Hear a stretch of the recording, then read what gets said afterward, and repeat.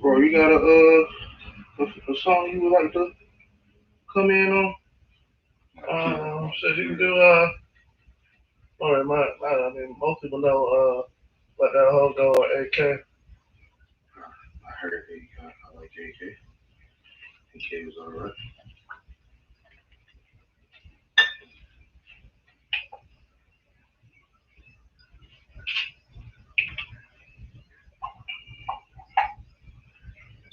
Hey.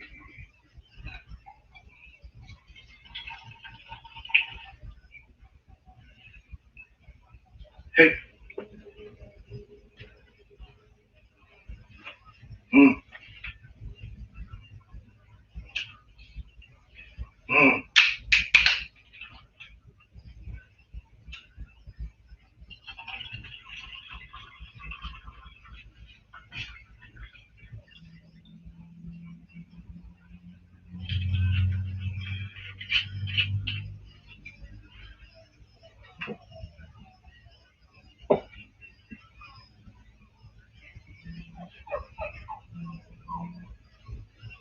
Hey.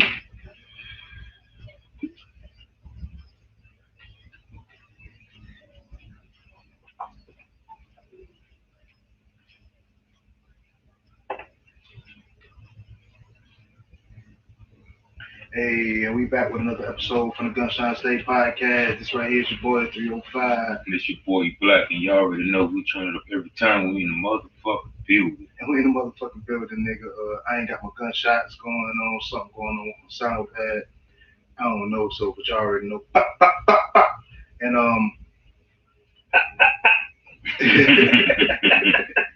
and we got a special guest in the building, man. The homie Raw from No Luv, man. What's going on, homie? Hey, everything love, you already know.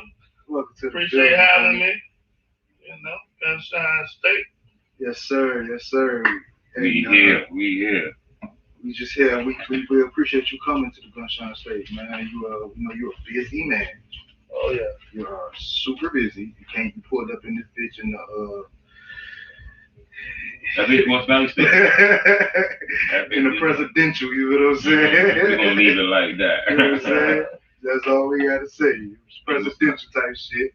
And you multiple businesses. It's the Corolla, y'all. It's the Corolla. Yeah, presidential. Presidential though, that's what I'm saying. Multiple businesses, man. Legendary dude in Duval, man. And like I say, man, we just appreciate you, man. Stopping by the Gunshine State, though.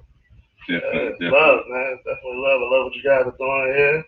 Y'all putting it on for the city, for the state, all that good shit. And hey, I'm here to talk some shit with you. Hey, we here, man. This is what we do. We sit back and shoot the shits, man. That's exactly what we do. And on that note, what we're gonna do is go ahead and take shots. I got some Avion right here, brother. Tequila. And then I got some Remy if you want to shot a Remy. Want a shot of Remy? Nah, I'm good. Okay, well, I don't know. I'm good. Celebrations, man. I appreciate you, man. We appreciate you, Raw. Definitely. All right, let's go. I took all my shots until I got 4 kids. Whew. All right. So on that note, what we like to do right now is really like delve into our week. You know what I'm saying? Let's see how shit was going. I'm gonna start off with Black, bro. How you gonna go, bro? How was your week? My week was pretty good, celebrating, seeing a whole another week. Just celebrating being here with your boys. Past weekend, I kind of like went down to Miami, chilled with my daughter, got into a little playing pool, look at some properties I'm thinking about investing in. Most of the middle of the weekend, in fact, knock them miles out through the truck job. And I'm back here. That's like the damn truck job, boy. That shit that put it on you, boy. Yeah, boy. I called you yesterday. I was up there by your house. Called you yesterday. I was gonna pull up, but obviously you was asleep. Yeah. Out of there, man. I think that put a wood away, man. I put a thing on you, boy. Definitely. How was yours, good dog? Bro, how was your week, Shit, man? man, I'm always busy as fuck every week, man. Man, it don't stop, man. It just don't stop, man. There's always shit going on. You know, at the restaurant, you know, music with, you know, kids, you know what I'm saying, being in school. I got 2 in college, you know what I'm saying? So it's always something, you know what I I'm saying? hear that. I definitely hear that. Always something going I on. got 2 kids in college. Hey, what? That's what's up. Black don't crack, boy. You look young too. You feel me? That's What's up? Sheesh. Trust me, man. It's a struggle out there. You know, you gotta keep on the ground with it, man. Yeah. I look at it as a struggle when you let it be a struggle, because you know everybody got their problems, everybody got their ups and downs, but it's all about how you handle it and how you attack it. You know what I mean? Definitely, that's what's up though. What about you? 5? Oh, he was gonna say champ. Bro, that you sound real weird calling me that. Don't do that. 5, what it is? Oh man, this week has been great. Shit. Got a chance to take care of some business that I've been putting off. The podcast, the network is moving.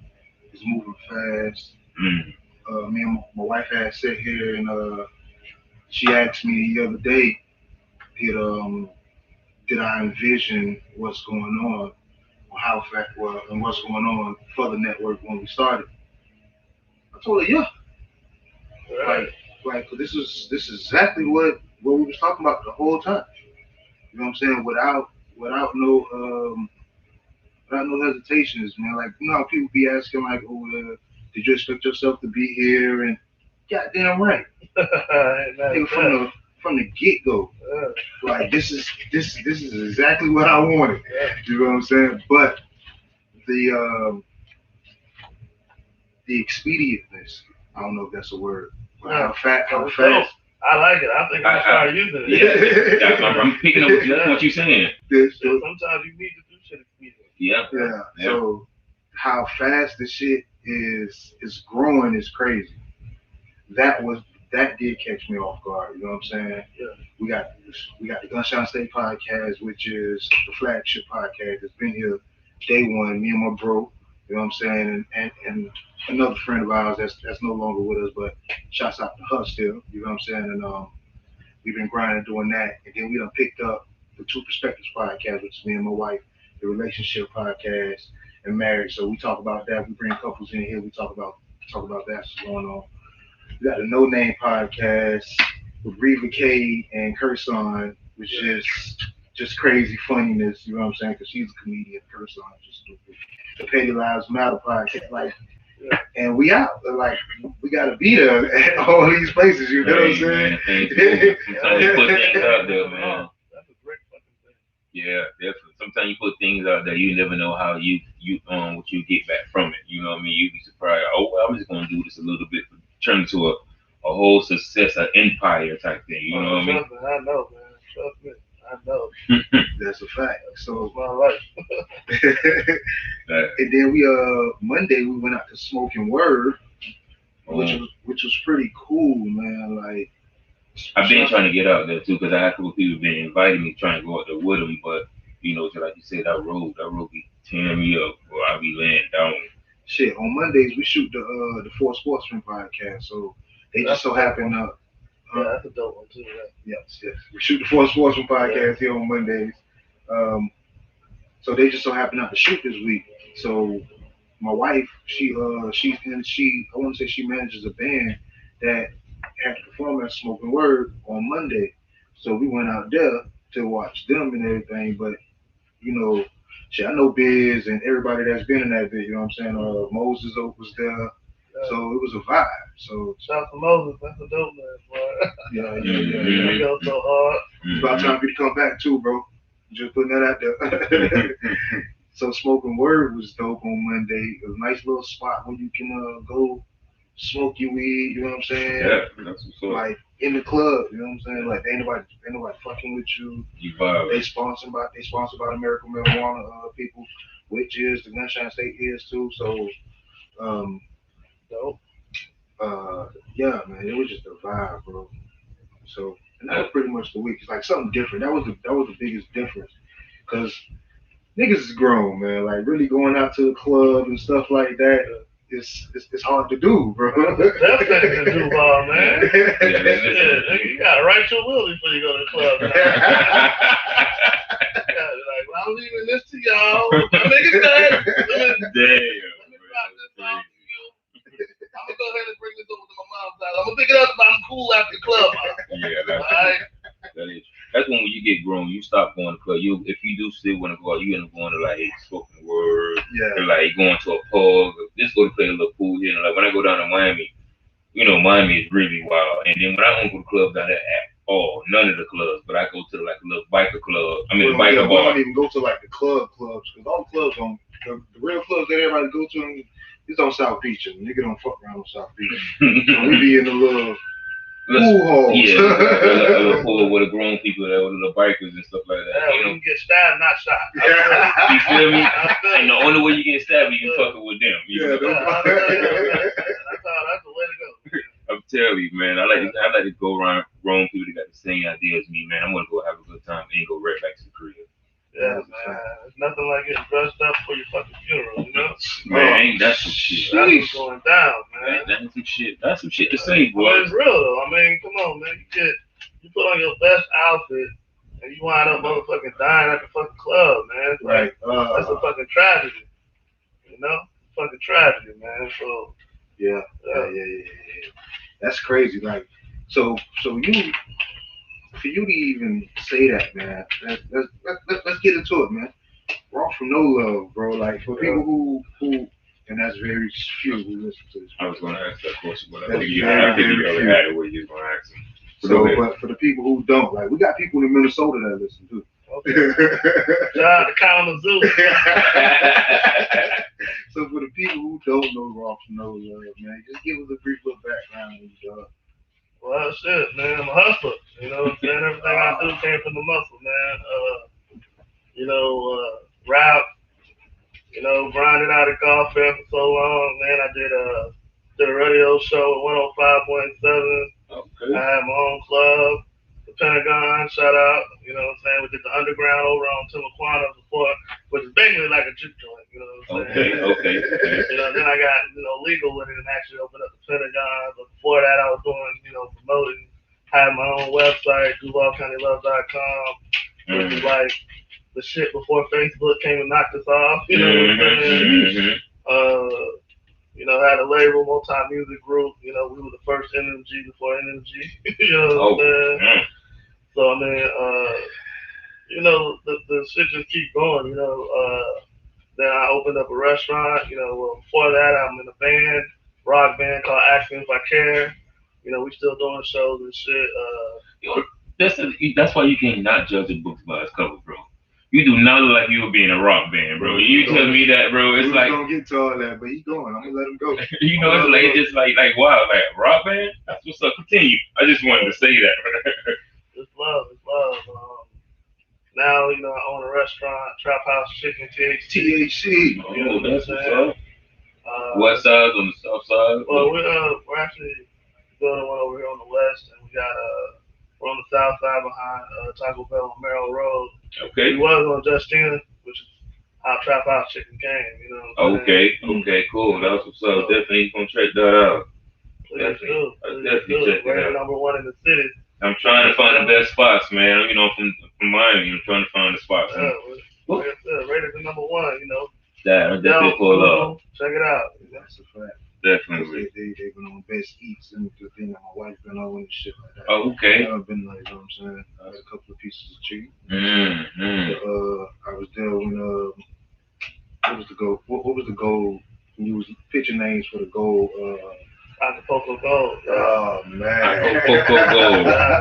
He had you don't eat pork, but he had the fried ribs. You know what I'm saying?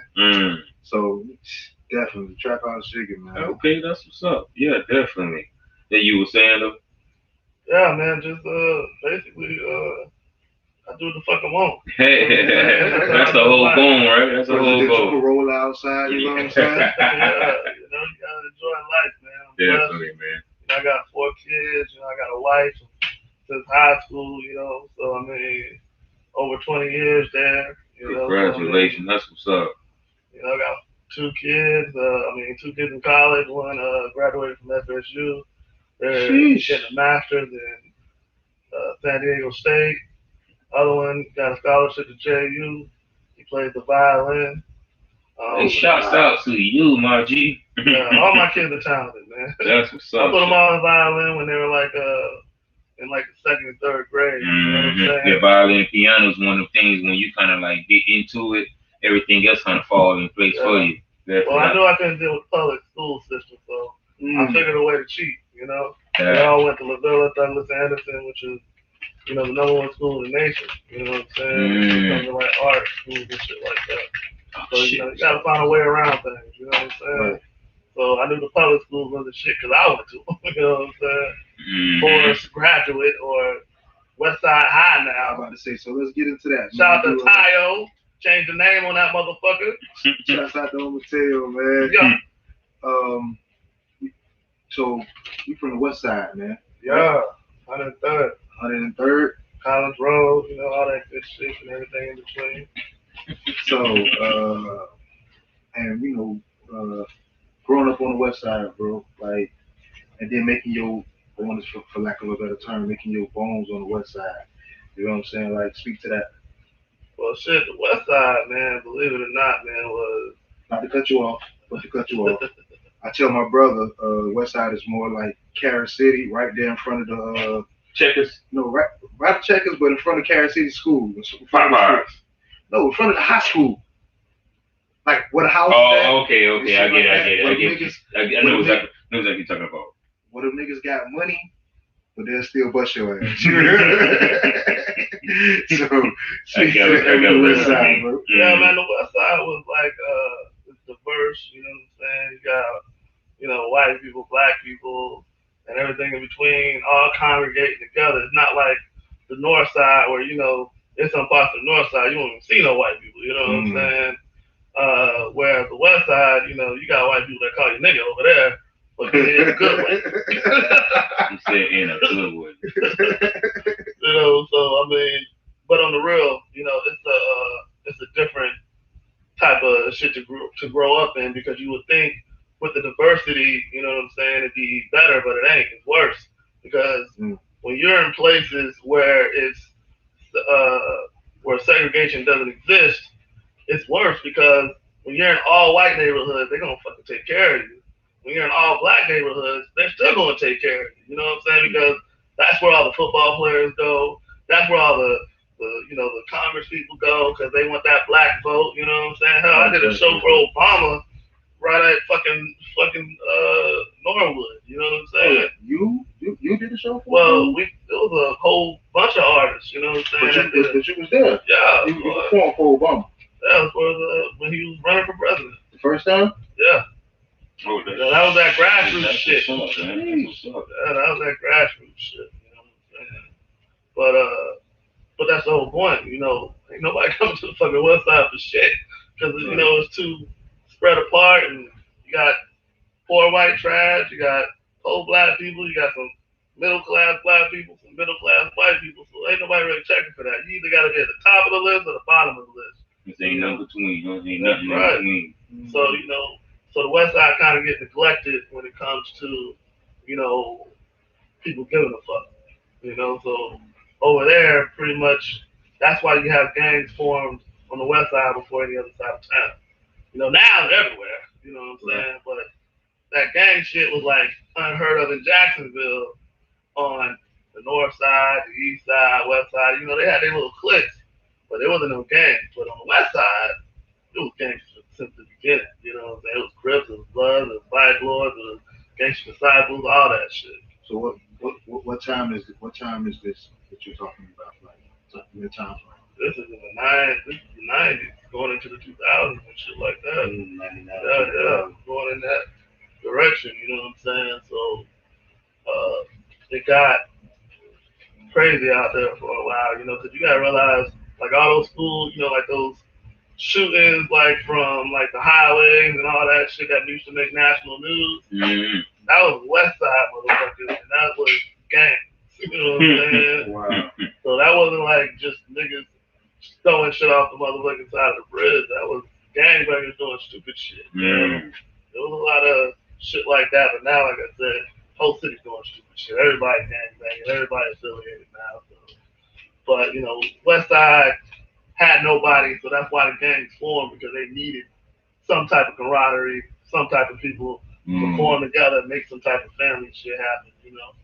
Because it's also a lot of military that came here, right. I see a lot of military. The base and shit like that, you know what I'm saying? So. Was the base always here, or did it come like the late 90s or? Well, I'm not from Jacksonville. I can't say that much information. It's a lot of these niggas that are Duval legends, but ain't from Duval. That's the motherfucking truth, man. Sheesh. Wow. Because that's the thing. That's what made Duval what it is. Take it right there, that will make Duval. What made Duval what it is the fact that you had people, and especially when it came to the music scene. Mm-hmm. And see, that's also a big part of what role I played in Jacksonville's music scene back in those days, was that you had people like me from up north, you know what I'm saying, that know the hustle, know how to get into music, know about the shows, know about the promoters. And then you have people that's from, you know, Jacksonville in the South that really don't know or didn't know about how shows were conducted, how you're supposed to put things together and shit like that. So it was like a lit. You seen the list, like when you came in, you go somewhere and you like, it's $1 million spot, but they don't have no idea what to do with it. That's exactly sort of like how when we came up here and feel like Jacksonville was moving slower than what we were down you seen the lit and you took advantage of it. Makes sense. And so what I saw was, you know, because we made music, you know what I'm saying? I started out, you know, really just doing some hood shit. And when we made music, it was like, okay, we made some songs and shit. Where we gonna perform this shit at? There was no fucking place to perform fucking music. Like, zero places. You know what I'm saying? Like, bands were playing everywhere. You know, you had fucking Fred Durst and them boys getting deals and shit. Yeah, you know, there was all kinds of motherfuckers out here getting fucking, because they had the Milk Bar. They had places where they could perform, whereas us as artists, we perform nowhere. Nigga, you perform at your house, nigga, in front of your friends and family, nigga. That was your platform there. Right. And then at some point, you know, you start trying to open for these shows that are coming down here. You got people, promoters like, well, nigga, you want to get on stage, you got to pay money. And nigga, if you rapping back then, you ain't making no money to pay somebody to get on the motherfucking stage. And this is before, you know, all the hustlers and the drug dealers started coming in the game and saying, oh, well, we'll pay that little $500 to jump in front of Lil Wayne. We don't give a fuck. That ain't shit. And then that's when it became lucrative for promoters to start getting money to get before they get on stage and shit. So what happened with me was I would notice, you know, like the backpackers and shit would have fucking shows. And I'd be like, how the fuck are y'all getting clubs to let y'all perform? And then you would go to these places and it'd be white boys and shit that, of course, behind a lot of the shows and shit. I mean, I would go to these places. I'm like, y'all got a whole fucking club and it's 5 people in this bitch. Because no one wanted to hear that backpack shit. You know what I'm saying? You can respect it, but nobody really wanted to come and see the shit. You're not even from here. So y'all are doing these shows that cater to backpackers in the middle of the Southern fucking revolution of fucking hip hop. You know what I'm saying? Nobody want to hear that fucking mystical God shit at that time. You know what I'm saying? It was past that point. We want to hear some gangster shit. You know, so it got to the point where I was like, I know a lot of niggas because I was out here selling CDs, shaking hands, basically politicking. I didn't realize at the time, but you run into a lot of people on the grind selling their CDs. Mm-hmm. You run into cliques, you start going over their motherfucking hoods, rapping with them and shit, and all you that. Put out there, we'll come back to you. Yeah. So what I saw was you got all these niggas from Jacksonville. Nigga, they got aunts, uncles, cousins, brothers, nieces, nephews. All of them people want to see Little John perform. Nigga, if you could connect Little John with these backpack niggas and get Little John in the fucking venue, you gonna make some fucking money. And that's what I did. I put Little John with motherfucking mystical stars over here and put them in the same building. You know what I'm saying? That's what I created in Jacksonville. I brought that because I'm from up north, so I know all the backpackers. But I love the fucking ghetto shit, nigga. I see what you mean. You know what I'm saying? It was told to me that you were one of the first people to put on like a showcase like outside of the normal people who were doing what they were doing. Oh yeah. Like I want to say like for lack of a better term, machine.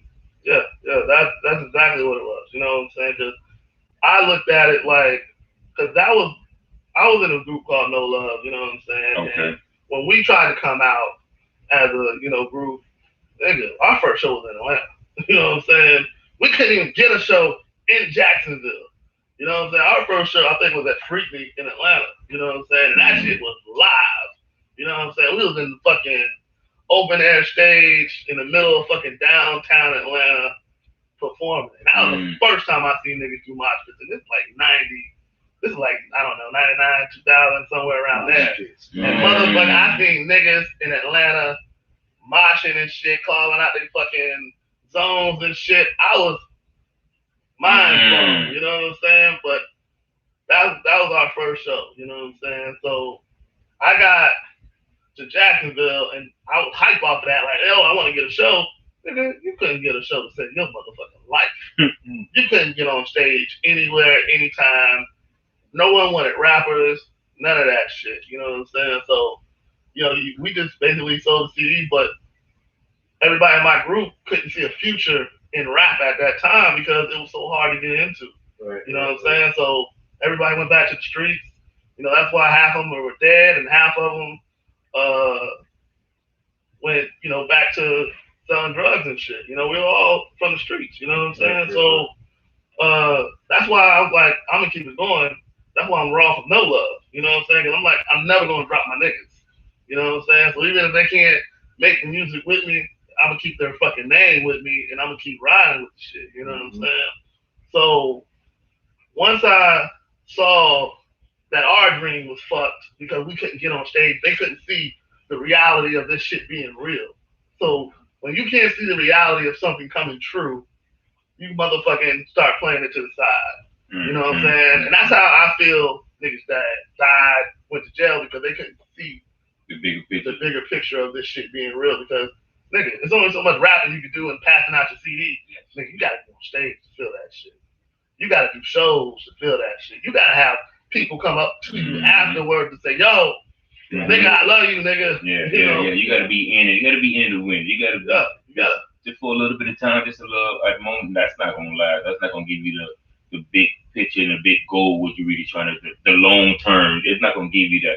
If you're in for the moment and you just like because somebody else is doing it, it's not gonna last at all. And then you gotta think about like even the demographic of people, of dudes or niggas that you're dealing with. You know what I'm saying? Like us. You know what I'm saying? Shit. We used to, especially if you're dealing with niggas from the streets. Yeah. Niggas used to shit coming fast. Right. You know what I'm saying? And that was the biggest thing. So once I did wind up doing it, because I had to do my own thing, and I saw the opportunity to, and it was like a hip hop hell where I started. Shout out to Ian and shit like that. And that was actually Ian from Justice Club? Yeah. Oh man. Yeah. So, and that was one of the people I told you could get fucking clubs, and there would be nobody in that bitch. You know what I'm saying? He died. And so I connected with him, and I said, hey, there's nobody in this motherfucker, dog. I said, we get some of these niggas from, I know, that's family, because families is waiting to see niggas perform. Yes, they is. Especially when waiting. they look, yeah, they are like that. When there's no place where you can perform, they are waiting. And I said, yo, I can pack this bitch out. I was like, and I love hip hop too. You know what I'm saying? So my thing was, I'm going to combine the two. So I'm gonna put like 3 backpackers on the show. I'm gonna throw 3 down south motherfuckers on some gangster shit on the show. And that's how a lot of these people that know each other in Jacksonville to this day, who shouldn't know each other because they're from 2 completely different walks of life, fuck with each other now.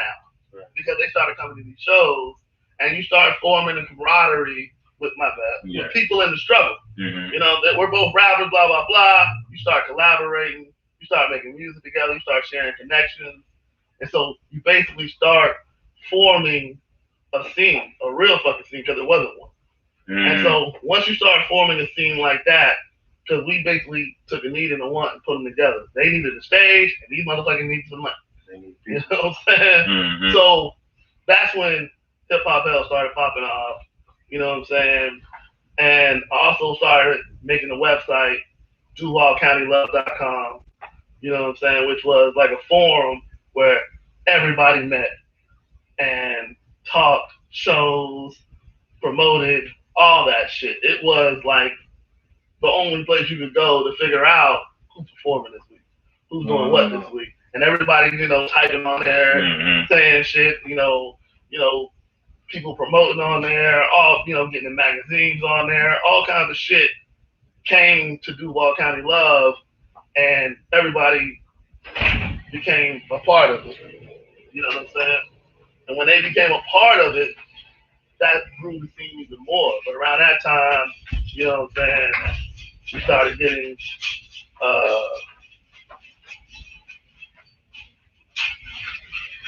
Go ahead, bro. Yeah. Around that time, we started getting more and more out there, you know what I'm saying? And now people are starting to see the potential, because like I said, we had stop and go a few times with Ian and Hip Hop Hell, and that's when I decided to go my own way, start doing my own promoting, and find my own clubs, and start doing Duval County Love Nights, which is how NO Exo came about, you know what I'm saying? So, on that note, what we're going to do is we're going to go ahead and take a break. Yo. We're going to come right back with Raw from NO Luv. Black, who was here on time. Easy, who's just getting here. Don't be taking a break. And we'll be right back on the Gunshine State Podcast. What you doing, man? Look at the room. You hit the wrong. I was trying to stop all that noise in the background. That's what I was trying. I was going to come back. I was going to stop. I was going to stop anyway because we was at 30 minutes. So I'm like, nigga, stop. My apologies. What's happening, home team? How you living? Sit. Hey, lay down. Oh, good looking, my G. Yeah, raw, this is you raw. I appreciate it. Yes, sir. I don't apply some pressure on this motherfucker, man.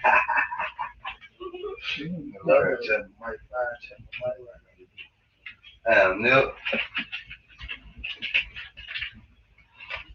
My kids were talking about Nip last night. They were like, what the little one? Passed them two. Little Nip ain't little no more. It's two. What's the names over there? Batteries. On the other side. No, in the back. Nip was a run. Now he bigger than my other girl. He bigger than the brown white one. Hey, man, Nip had motherfucking worms, man. Hey, man, shout out to the Gunshine State. You know, I forgot I was on there. I was rolling and shit like that. That's what we do, huh? I still can't get a shit over my. That's crazy. Bro, they coming. That's crazy. Hey, we got a lot. You said I get treated. We got a lot of things coming, bro. We got a lot of things coming, bro. We got a lot of things coming. I want my mic gold. All right, that's gonna cost you $150. You want the gold mic? Just go ahead and put it on right now. Let's go ahead and drop These that. mics one. These mics cost one. The gold one gonna cost you $150. You some sporty nigga. Yeah, man. Yeah, I put that in the spot. Oh yeah. That's the what's the name shit? Man, fuck you over here. I ain't I eating don't that. know shit. He throwing up. Well, that shit, like, it's gonna take you there too. There's some headphones right there. Oh, I got You a ain't even use it. Oh, you got I got a your pet. Matter of fact, you grab this one, I got mine right here. All right, do that. I hooked up. Yeah, I already know something. There you go, sir. I don't want to kick this fine. Kick what? Then don't. Your feet over there. Damn, bitch like this.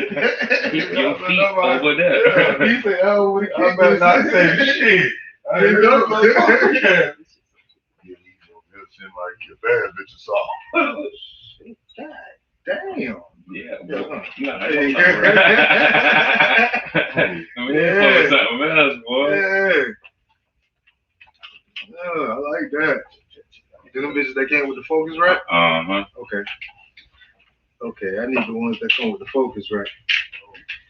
You good? It's on fire, eh? Yeah, thank you. Oh. Turn your mic on. Yeah, go. Yeah. I see you all women like to talk to me in the room. I got a nice voice. Go easy. Check. Yeah. Definitely doing big now. Just had them motherfucking worms. Had to get them shits up out of that boy. You got hold of some chocolate or something? Nah, you just, nigga, Just naturally. you're a dog. Yeah, that's what they gonna do after. Hey. Ready? In 3, 2, 1. And we back with another episode, the same episode, probably for you, nigga, the last episode of the Gunshine State Podcast. You know what I'm saying? Easy got here. And one thing that we wanted to do, that we're gonna try to start doing for all our guests once we start getting things in order. On behalf of Apply Pressure and the Gunshine State Podcast, we want to let you give you this shirt, man. Make sure you know, you know what I'm saying, when you get up every morning, dog, you apply pressure, man. You tell them the logo, man. It's a lifestyle, you know? Definitely. It's for the You gotta apply pressure on every corner, man. get up and grind and go get it. You Yeah, I'm exactly. gonna rock this bitch every day then, nigga. Might go to sleep in this motherfucker. Cause you're applying that pressure, huh, my G? I hear you, OG. For real. I don't want you to not confused. Real. Slide that pressure. That's real though. So yeah, man. So let's get into it. I got a question. Yeah. What do you like best? Regular like rap or the alternative rock that you're doing? Shit, I like it both, man. I mean, cause it's man, the way I look at it, man, the rock shit is black. That's our shit. We started that shit. You know what I'm saying? I told No. you we started all this shit. Yeah, you know, I all that mean, shit come from us. motherfuckers don't even know, nigga, we invented the banjo. You know what I'm saying? So it's like, I did.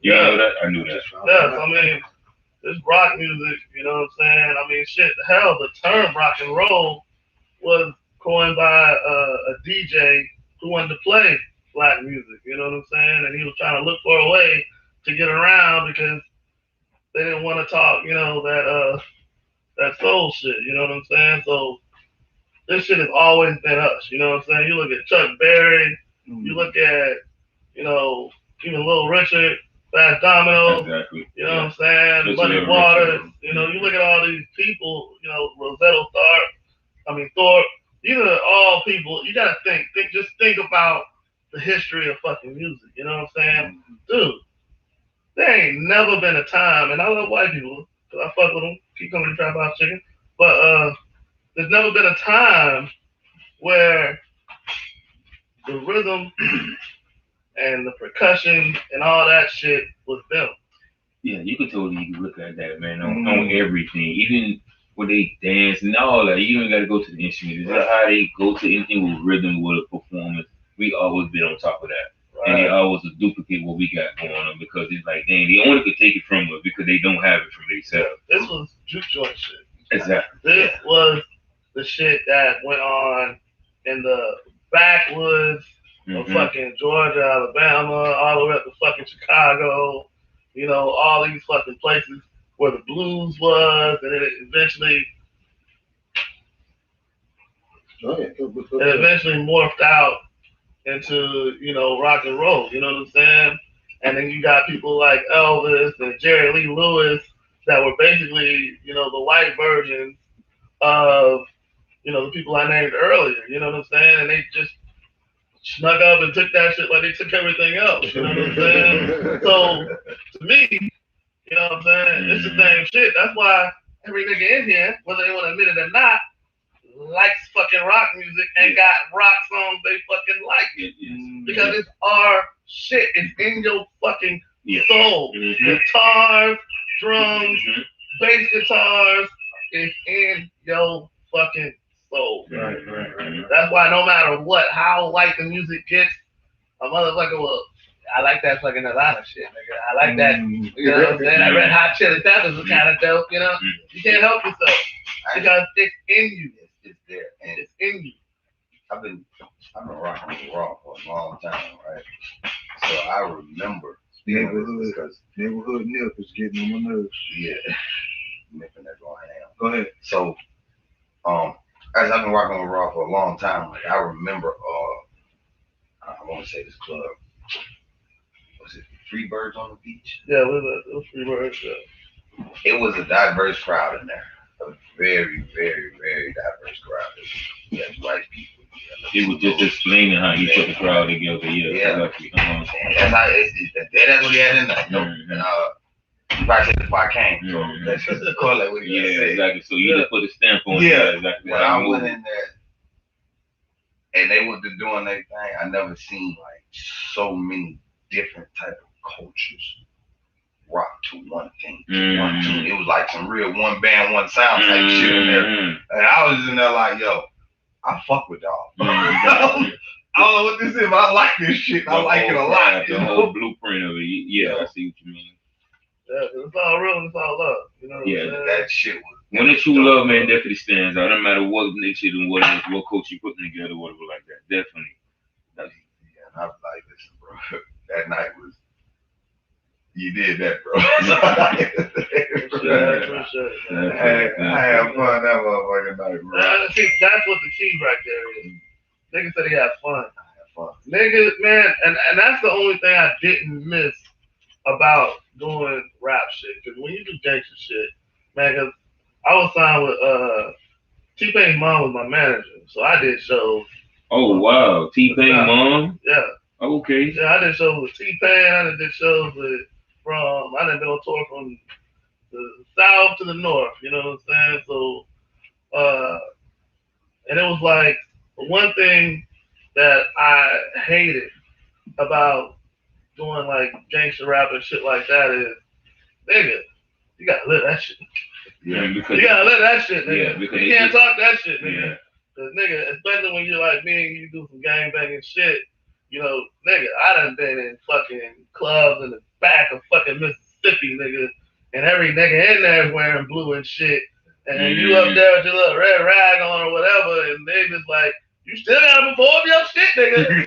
You still gotta perform that shit, and you better say it just like you said it on the motherfucking CD, nigga, and you better believe it, nigga, because them niggas is waiting to check your ass on your way out, nigga. But if you come in there and respect that shit, they gonna respect that shit right back with you. They gonna be like, hey, nigga, I fucked with you, nigga. You know what I'm saying? But yeah, man, trust me, that's the only thing that I hate. You can't have fun when you doing that type of music because niggas see you smile too much, they gonna rob you. They gonna jack you, they gonna snatch your chain, they gonna do something. That's exactly how it be too. That's exactly how it be in the hood too. Dude, you come around there with all that funny and laughing, giggling. Yeah. You know, you can walk through the hood and just handle your business and keep it moving. But you either want to be performing, want to be laughing, they gonna tap you. Yeah. They gonna tap you, see what you because they think you a clown. That's crazy you say that because I don't know, but you might be familiar with Puerto Rico. Cool. Puerto Rico, GMB Puerto Rico from him. He sounds familiar. Yeah, he dropped the cook up, a lot of shit. So funny story is my cousin, bro used to do dabble in the streets, hustle, So my cousin went to go like deal with him one day, right? Okay. So before we pull up, I've been a fan of man music, like you know what I'm saying. I'm sitting there bumping this shit, like hey, my dog don't smoke, I'm a dog, dude. You know what I'm saying? So I'm bumping this shit, right? Hey, shit, my cousin like, hey man, pull up right here. So I pull up right there. We sitting there chilling and shit, man.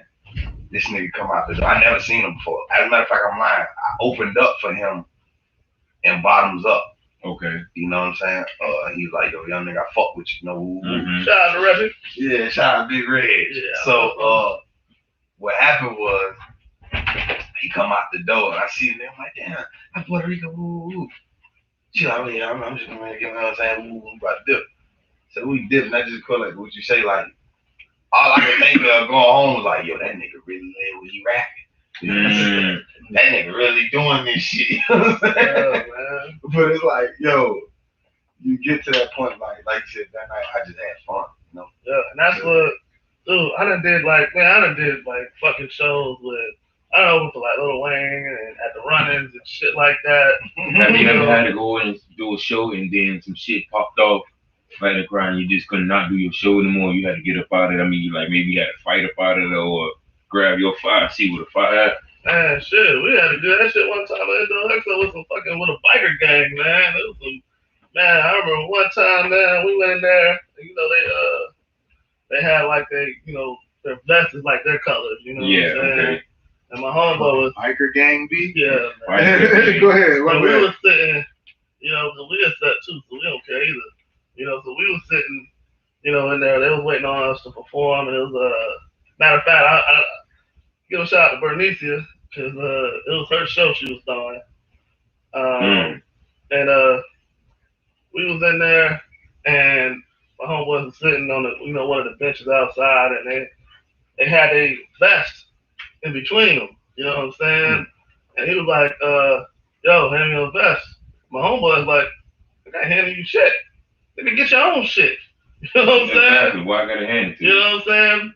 And so that started the whole fucking altercation right there. Cause they feel you talk to me any type of way. Right. And so my homie, and see, that was another reason why I had to stop bringing people with me.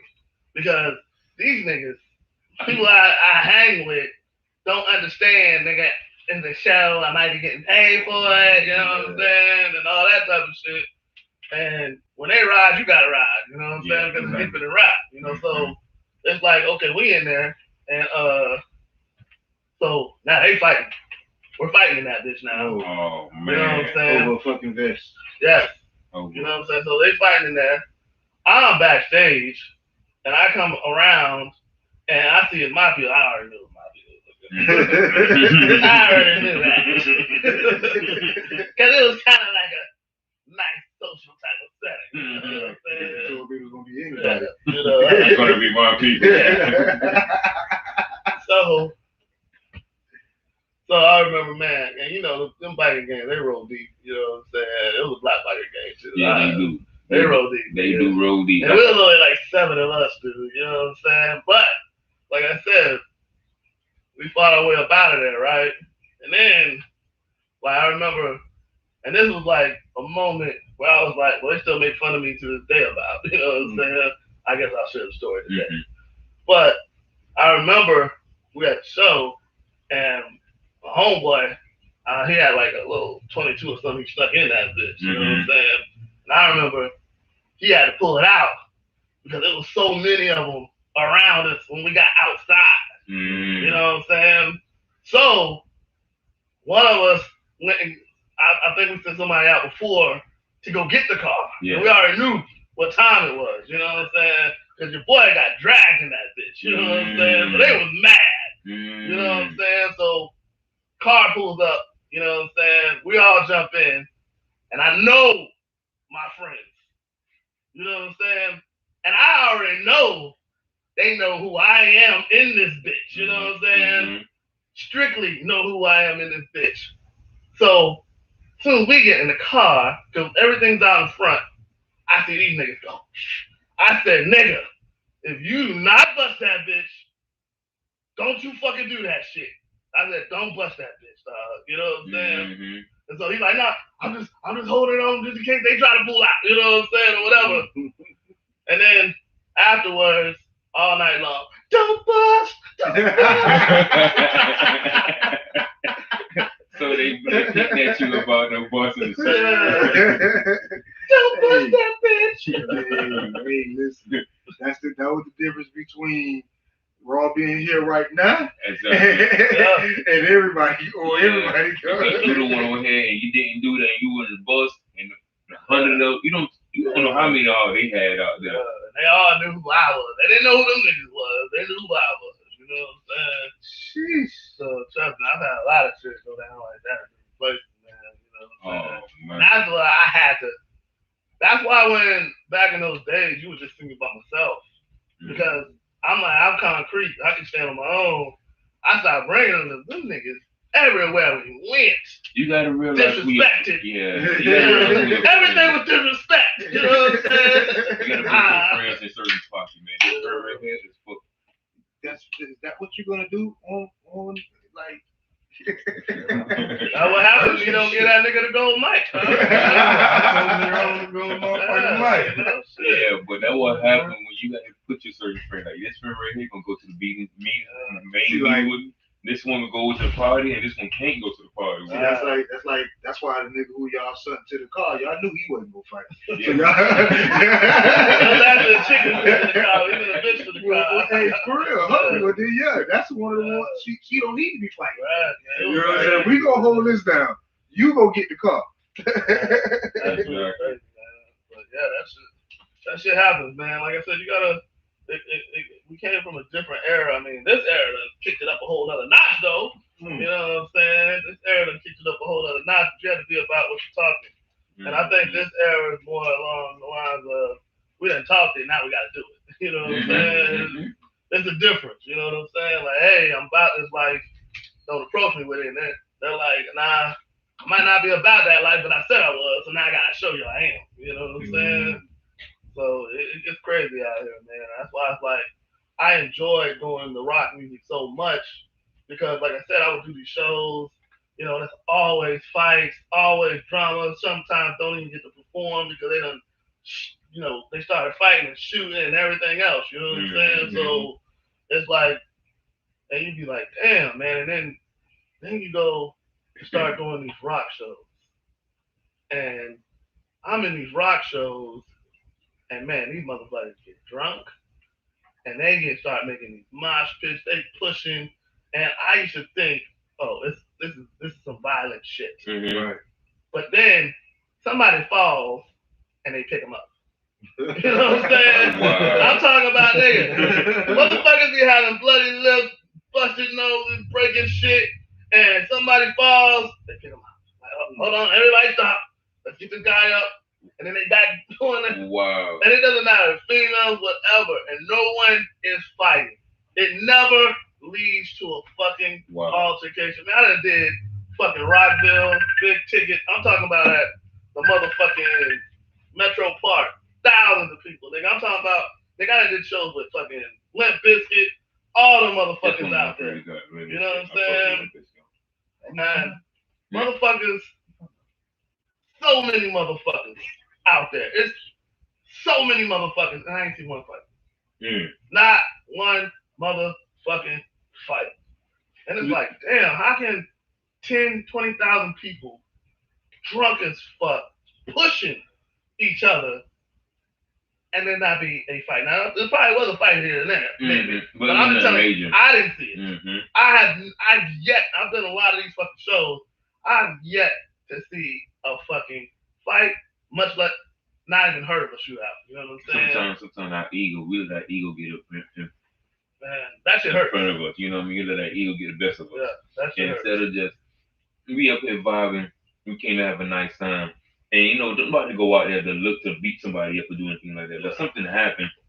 I spill a drink on you or I end up hitting your foot or something, and I say, I'm sorry. don't mean you gotta get all buff in the chest and now you want to go against me now. Right. Now that my guys that's riding with me, we ain't having that. Now your family and now it's like a whole big old thing. It's like, bro, we could just say sorry, even to the doctor, keep it moving, but it's it's not gonna stop. we can't do this. Like, why? At the time we was in 5-7, I think it was called Frontier at the time. Mm-hmm. We sitting there, literally it's in Miami, at the Frontier. Got our bottle. We had some Remy because in Miami you can go to the motherfucking the liquor store. It's like attached to the bar that we at. Yeah. You know what I'm saying? So you ask for a bottle and they reach in through the liquor store and pull it. Yeah. So we ain't paying fucking $900 for a fucking bottle. Right. Mm-hmm. We're gonna take the fucking fifth of Remy and go right here and vibe. You know what I'm saying? In the club. So whole bottle on the table. Niggas is walking out. We was on the other side of the bar, not where you walk in. We're on the other side. Nigga could walk through. It was crowded. Knock our whole table down with our bottle. Did the man apologize? At that point, now listen. Listen here, bro. You gotta read the room.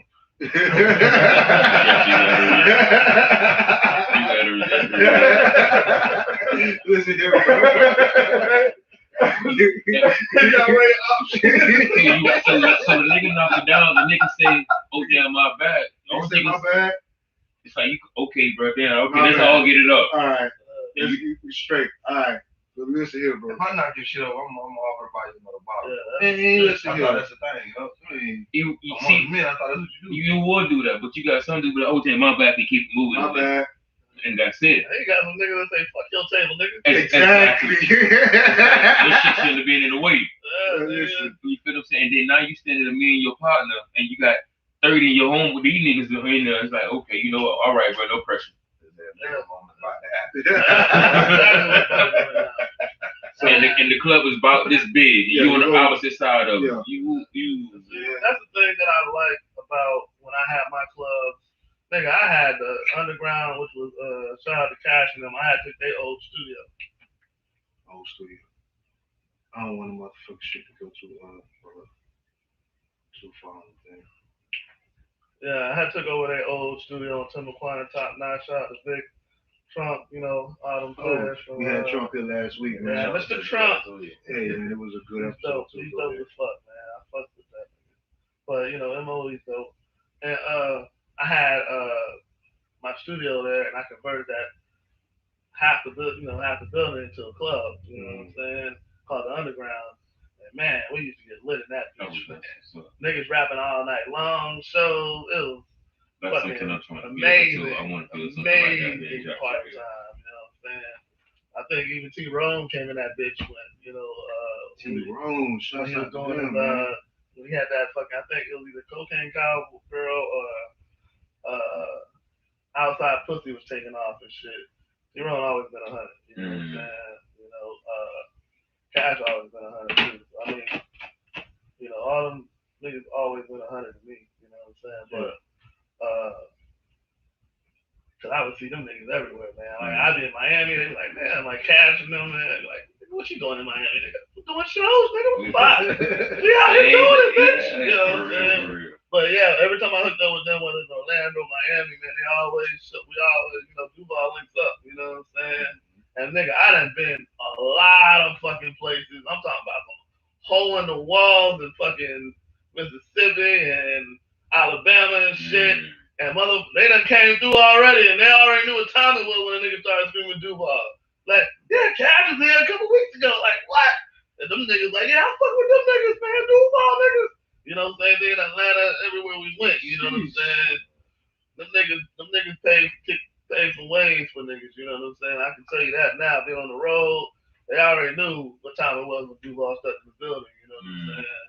So niggas can say what they want about Cash, but niggas, them niggas, if you done some shows outside of Jacksonville, that was one of the niggas that had niggas screaming Duval and shit before you got there. And you knew why. They knew what the fuck that shit was about. Because play what you want.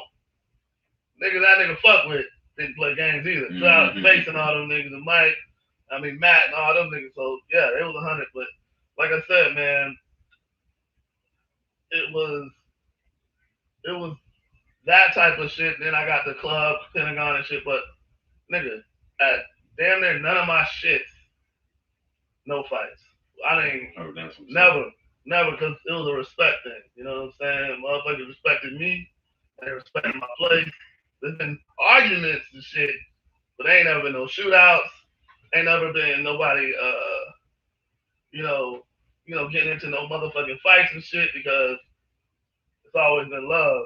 You know, when you come and perform at my places, you know what I'm saying? When I put you on stage, it's because nigga, you ain't had nowhere else to go, nigga. You know what I'm saying? So don't fuck this up. Exactly. Respect what we're doing here. You know, if I'm at, and you only got one time to fuck up some shit. Yeah. Like, I couldn't give you an opportunity, man. Like, nobody want to give you shit. Okay, cool. You know what I'm saying? Go do your thing. You fuck some shit up, man. You don't want nothing. Like, that's how I see it. And then it's an environment you gotta bring as a promoter. You know, because some of these promoters just want to get rich. And they don't give a fuck. They ain't even looking. You know what I'm saying? Hey, if anything went down in any of the shows I was promoting, nigga, I'm in between you two niggas. Like, nah, nigga, I ain't about to do this shit here, nigga. Yeah, y'all gonna do this shit here, nigga. Then we gonna do this shit together, nigga. Exactly. You know what I'm saying? Exactly. It makes sense. It makes a lot of sense. And you respect my ground. You gotta take that shit somewhere else, not here. Exactly. So it was always loving, man. We done had niggas from rival fucking gangs, rival sides of town, cliques that don't fuck with each other, all on the same shows, nigga. I'm talking about, man, we done had, man, I done put so many motherfuckers on stage because, like I said, that was my model, you know what I'm saying, was to put different sides of town, different type rappers, you know what I'm saying? Like, man, I done had spoken word artists on the shows, R&B singers on the shows, and I wanted to create a place for love for all artists because we're in the same struggle. So it don't matter if you did gangster shit, didn't matter if you did backpack shit, didn't matter if you sung, didn't matter if you did spoken word. We're all in this struggle together, trying to get ourselves some type of name, some type of movement. You know what I'm saying? Just like that. I totally agree with that. Yeah. So it's always been love. You know what I'm saying? And like I said, when I left the game and shit, I noticed things went the other way around. You know what I'm saying? Because people started opening themselves up to the rap music and shit like that, as far as promoting, letting people perform and all that type of stuff. And the scene really grew because a lot of the people that run a lot of the clubs now were people that were in the scene. You know what I'm saying? We didn't grew up and got the money, nigga. You know what I'm saying? So it's love now, you know what I'm saying? It's good to see, like even like the Real Thing to fucking, what's that other one? I remember Real Thing when I used to try to promote that. No rap whatsoever. Oh, Real Team. You talking about the Real Team? You said the Real Thing. Real Team. I like the Real Team. I went down there a couple times. Yeah, they put people down, but before, they wouldn't even let you rap. No rap. No rap. That's what I do with always tell me. No rap. You know what I'm saying? And, even like places like Jack Rabbit, you know what I'm saying? No rappers. You know what I'm saying? Yeah. Now they doing rap shows. You know it's only right because shit, if you want to get this bread, you trying to be in the industry and have a club or something like that. Why not tap into all of it? They start seeing local rappers being lucrative. You know what I'm saying? Exactly. Like, I never charged, and that was another thing, man. I never charged in order to get on stage ever. You know what I'm saying? You just had to get your shit. You just had to have your shit together. Man, these motherfuckers, man, I remember that scene was so fucked up. You would pay to get in to do a show your own. You know what I'm saying?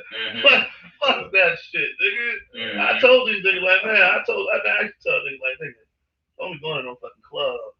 And you got niggas, they should be paying. If they ain't paying you, the least they can do is let you in that bitch for free. Because it's a mutual respect. You know what I'm saying? I'm performing for free. Right. Nigga, give me some drinks, shit like that. You know what I'm saying? But they had niggas literally paying at the door to perform, and all their friends paying, right, and just like, nigga. Yeah, that's how the game is. Because that? I was a promoter too, and I was a manager that had an artist down in Miami, and the different clubs I go to, that's my first manager. I had to like pay, get my manager, my artist there, and then we'll go have for the door or something like that. So yeah, so I understand exactly what you're saying. We have to pay for that to get them on the stage. Yeah, you gotta pay to get in. Yeah, and then you gotta pay again. And they probably give you like 5 people to come in with you for free. Right. But Everybody paying. I'm gonna tell you, like, I remember when I realized how lucrative local rap was. I remember T.I. had a club in Atlanta called Club Crucial. You know what I'm saying? mm-hmm. And I remember, man, it was 4 in the morning. The line is around the fucking corner. That's Miami shit. You know what I'm saying? And it's nothing but local rappers performing. But they had celebrities in there. I mean, we brought T-Pain the night we was there. You know what I'm saying? It was Daz in that bitch. Greg Street was DJing. You know what I'm saying? T-Pain mom was his you missed that. T-Pain mom was his manager. Yeah, she was my manager. Yeah, you missed that. Go Fire Entertainment, shout out. Damn, I gotta go. Sheesh. What the fuck? Yeah, man. You missed the whole story. Yeah.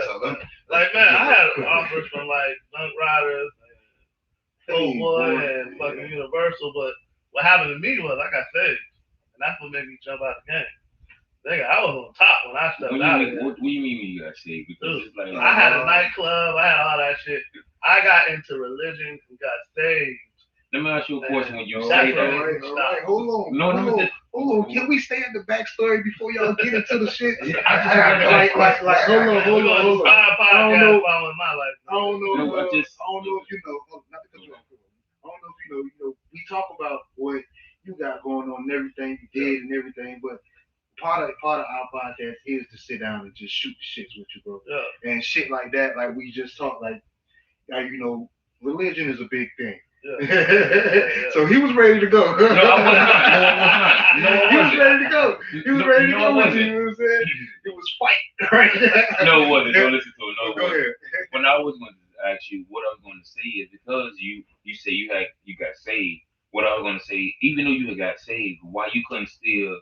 That was something your passion in a way. Right. Because I was going to say, because you got saved, that means stop your passion that you always liked it from a young age because you got saved. Because this is the thing about, and believe it or not, Tyrone asked me the same thing. You know what I'm saying? Because like I said, I was doing a lot of shit around the city. Because like I said, I had my own nightclub, the Pentagon, right there on Castle Avenue. I had a studio, White House Studios, and shit like that. okay. You know what I'm saying? And I was doing a lot of shit, doing shows out of town. I was doing a lot of shit. You know what I'm saying? So, but at the end of the day, I wasn't happy. You know what I'm saying? Because like I told you, man, when you live that lifestyle, nigga, you can't be friendly. You can't be, especially in Duval County, baby. You can't be friendly. But if you think about it, for one of the stories that you've been telling me, that cut you over, the stories you've been telling me that you've been bringing nothing but positive love and positive vibe. Right. You bring nation together that nobody will actually think they will come together. Right. So I would look at it, even though you guys say you still putting a positive thing out there to. And I tried that at first. You know what I'm saying? My thing is this, dude. One thing that separates me from everybody else, in my opinion, is when I do something, I do it all the way. Okay. I don't do shit half-assed. Okay. So I tell myself, and like I said, when I got saved, and the reason why I got saved, which is important, because I wanted to get to. I got a couple questions. Yeah, the reason why I got saved was important because I said, Pastor was next door to me. He was moving next to the club or whatever. You know what I'm saying? And he would talk to me, borrow shit, whatever. You know what I'm saying? I let him borrow him, whatever. One day he was talking to me, and he's just like, "Do you have joy? But I know you get happy, but do you have joy? Joy is every day. You know what I'm saying? It's everlasting. It's every day. You get happy when you get money. You get happy when you get these females. You get happy, but it goes away. It all goes away. He's like, the joy from God or the Lord is daily, every day. And only thing I had in my mind at that time is when I used to grind at golf where everybody knows me from, being out in that parking lot day and night selling my CDs. I sold like 50,000 just hand to hand. You know what I'm saying? Nigga, I bought a house. You know what I'm saying? Just off CDs. Off of CDs. I bought a house. I believe that's being nigga, I still have the house. Nigga, that's one of my houses now. You know what I'm saying? But that's how I bought my first house when I was like 22 years old. Selling fucking CDs. That's how I supported my family every single day. I told myself, I'm not working for nobody else. If I can, I'm selling these fucking shit. I'm selling myself all fucking day. And that's actually how I stopped smoking weed.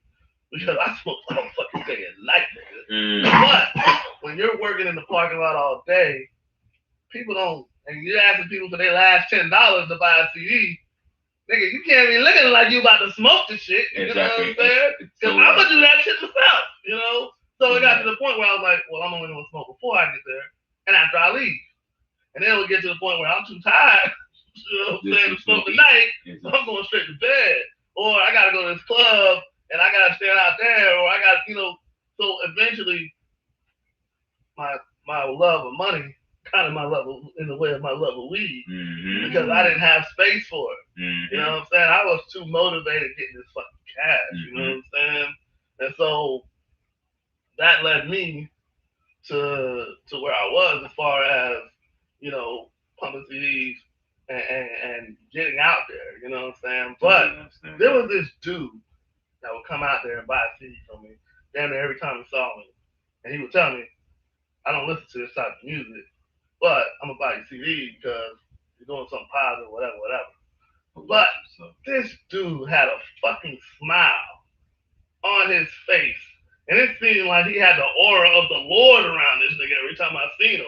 Wow. You know what I'm saying? And he was just so fucking happy every fucking time I saw him, and he just like, I just love the Lord. And that came in my head when he said joy, and I was like, man, I would love to fucking feel that shit. I would love to feel joy. I would love to wake up with a smile. I would love to go to bed with a smile. I would love walking every day with a smile. But nigga, I can never do that because of the lifestyle I lived. You know what I'm saying? Nigga, I'm still out in the street doing shit. You know what I'm saying? I'm wilding out here. You know what I'm saying? You know, I'm running with niggas that you show weakness, nigga.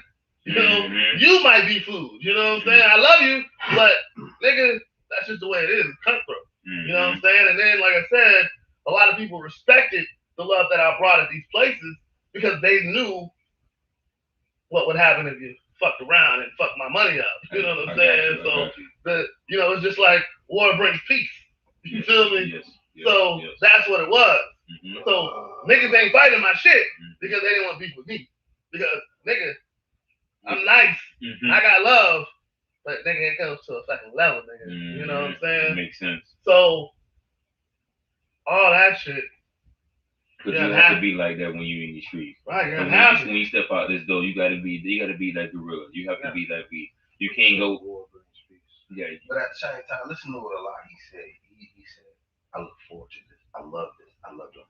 They say, you know, love comes from looking forward to something. Like happiness is looking forward to something. To wake up every day to look forward to, hey man, I get to look my kids in the face. I get to look my peoples in the face, my loved ones, the people that care about me. I get to do this and I get to change somebody's life every day, every second. You see what I'm saying? So I think it just comes from, like I said, looking forward to something. Knowing that, hey man, this is where I find my peace. But when I was doing all this, I didn't find no peace. I found a lot of, you know, playing. Yeah, I had fun, but no, nigga, like to get that piece, I had to break your face. That's what he said. It was a little both. You know, I got you. I wanted that, and like I told you, I don't do anything half-assed. That's why when I was selling those CDs, dude, I treat that shit like a job, from sun up to sun down. I told myself, yo, you gonna work for these crackers 40 hours a week, nigga. You're gonna do the same thing. You got to do the same thing for yourself. And that's why I went out there and I sold those CDs in that parking lot like it was a fucking job, nigga. Do you feel like, like I said, you were there 5. I've been rocking Raw for a long time. Do you feel like going in that parking lot every day, selling the CDs, does it play a part in the businessman that you are today? Fuck yeah. Oh, cool. Do you feel like that molded you? Well, see, I've always been a hustler, dog. Dude, my first check was at 11. Nigga, I was a paper boy, nigga. I got a check, nigga. I got a check. And then the worst part about being a paper boy then, nigga, you had to go to every fucking house at the end of the month and collect the fucking money. Okay? And then guess what? And you know, being black, that means your parents like, yeah, we need to borrow some of this. You know what I'm saying? So you got to show some weeks. You know, you got about $5,000 on your hand from all these subscriptions, nigga. We gonna need some of this for the rent. You know. So yeah, but that's always been me. I'm a hustler, dog. You know what I'm saying? And see, the thing about me selling CDs, I didn't wake up and say, nigga, I'm gonna sell CDs. It was a motherfucking epiphany, nigga. Because, nigga, I was actually comfortable, nigga. I was working at this porn store. I had a CD, and, like I said, it dissolved because, we couldn't really see shit. We couldn't get no shows, and, what else can you do? You know what I'm saying? And so, I'm sitting there working at this porn shop. I'm cool with it. I'm looking at porn and bitches and shit like that. I'm like, okay, I can live with this motherfucking shit. I'm okay. I was staying in a trailer at the time, nigga. I was paying like $300 in rent. I was like, nigga, I was smoking all goddamn day and night, nigga. I was like, I can live like this. I'm okay with this. And then I lost my job on my day off, and the rent was due, nigga. And I was looking around, and I'm like, let's put some of these CDs together. Nigga, I started finding cases and shit, putting them bitches together, and I went out to golf fair.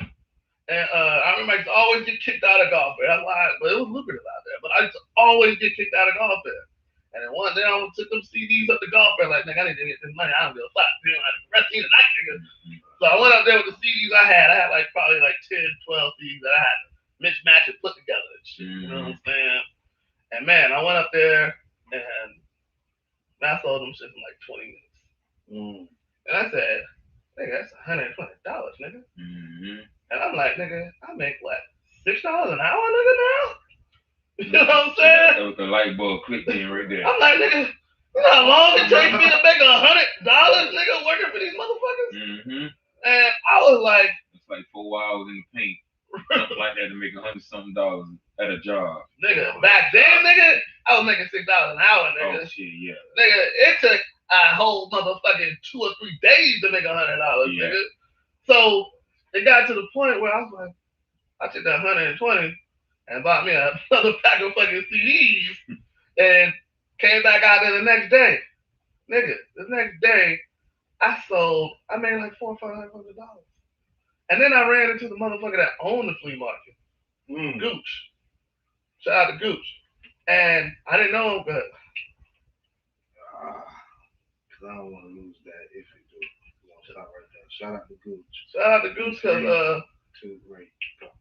So I ran into Gooch, and I didn't know at the time he owned it, but I had been doing I did some telemarketing for a little while, so I just used the telemarketing speech, saying that I learned in that shit as my approach when I hollered at people, you know what I'm saying? So my approach was professional, even though I was, looking hood as fuck with these CDs and gold teeth and shit, and he was like, I ain't gonna buy one from you, but I will let you sit out here and sell CDs from now on because I like the way you approach me. I liked how you came at me. You wasn't trying to force me to buy this shit. You wasn't harassing me. See, I can have you out here because everybody else that come out here, they harass motherfuckers, try to force niggas, get bad at niggas. And from that day on, it was only me and another dude that he let in that parking lot. Everybody else, he would pretty much scare off, or have the security guards push him out of the parking lot. And dude, when I tell you, man, I used to make a couple grand every fucking week. Just selling my CD, dog. Every fucking week, dog. Wow. And that's why people didn't understand. They thought I wasn't making no money out there. I'm just sitting out there sweating, and that was another thing. I always stayed in the parking lot. I never went under the little awnings and shit like that because people love to see you sweat. People love to see you work hard. People love to think you're lower than them. Wow. So I stayed in the parking lot. I never looked at it like that. I never knew that. See me grind. Because they're going to motherfucking give me that fucking money because they're going to be like, this motherfucking working. And it worked because the other dude that was out there, he was a guy for whatever. He used to sit on that arm. That nigga ain't sell nowhere near as many CDs as I sold. I sold so many CDs, I had to get somebody else to help me sell CDs because I had people coming from both sides of the interest, and I couldn't get them both. Shout out to Blue Gotti, you know what I'm saying? So I had somebody else have to come out there and help me sell these CDs, and I started paying him. You gotta go the extra mile. If you want something, then you have to. You and another guy that's be doing the same thing, but you just have to work harder than the other person. Yeah. Shouts out to Kurt Son on Pay the Lives Matter podcast, dropped it Thursday. The nigga say, you can be on the highway and your car broke down, right? Yeah. And you can have your flashing light, your hazard lights on. You like 50,000 cars will pass you. But if you outside that car, pushing that bitch, somebody gonna stop. Oh. Somebody else gonna stop. Yep. Because somebody wanted to see you helping yourself. Just like what we just said. Just exactly what What he he said. That's the truth, and I figured that out. And that was where I met everybody from my connections, because every DJ came out to golf fair to get their bootleg CDs. You know what I'm saying? Yeah, that's crazy. You know, yeah, that's actually how I ran into Bigger Rankins and got on with him. You know what I'm saying? Wow. I was the first local nigga he asked to do a real nigga radio. Real. And I was so busy at the time, it took me like 6 months to actually do it with him. And this is when he was at the height, when he just did Pliers shit. You know what I'm saying? He just did Pliers shit. Legend in the building right now. Yeah, for real. And he just did Pliers shit. And he's like, yo, you the first nigga. Right now. You the first nigga I want from Jacksonville to do a real nigga radio. You know what I'm saying? But I was too busy doing when Goldfire, you know, with T-Pain shit and all that other shit. That actually, shout out to Lefty. He was the first one who did it after. You know what I'm saying? On the podcast. Yeah, he was the first one who did a real nigga radio for Jacksonville, but I was the first one he asked. You know what I'm saying? He came out to the parking lot and asked me to do that shit. It was right after he was blowing up off of doing Pliers shit. You know what I'm saying? So I mean, like shit was I did one. It was dope. You know what I'm saying? But like I said, it got down to the point where I wanted that joy. You know what I'm saying? And I couldn't get that shit doing anything I was doing. I was just unhappy with life, nigga. I hated everything. I wasn't happy every day. You know what I'm saying? I had money, bitches. You know what I'm saying? But I wasn't fucking happy. You know what I'm saying? And everything I do 100%. You know what I'm saying? Everything I do it all the way. That's something my mom taught me from the time I was born. Shout out to my mom. If you're gonna do that shit, do it all the fucking way. Don't fucking half step. And that's what my mentality was. I'm like, nigga, when you sold drugs, nigga, you sold the fuck out some drugs. No bullshit. You know what I'm saying? When you gang banged out here, you did some fucking gang banging, nigga.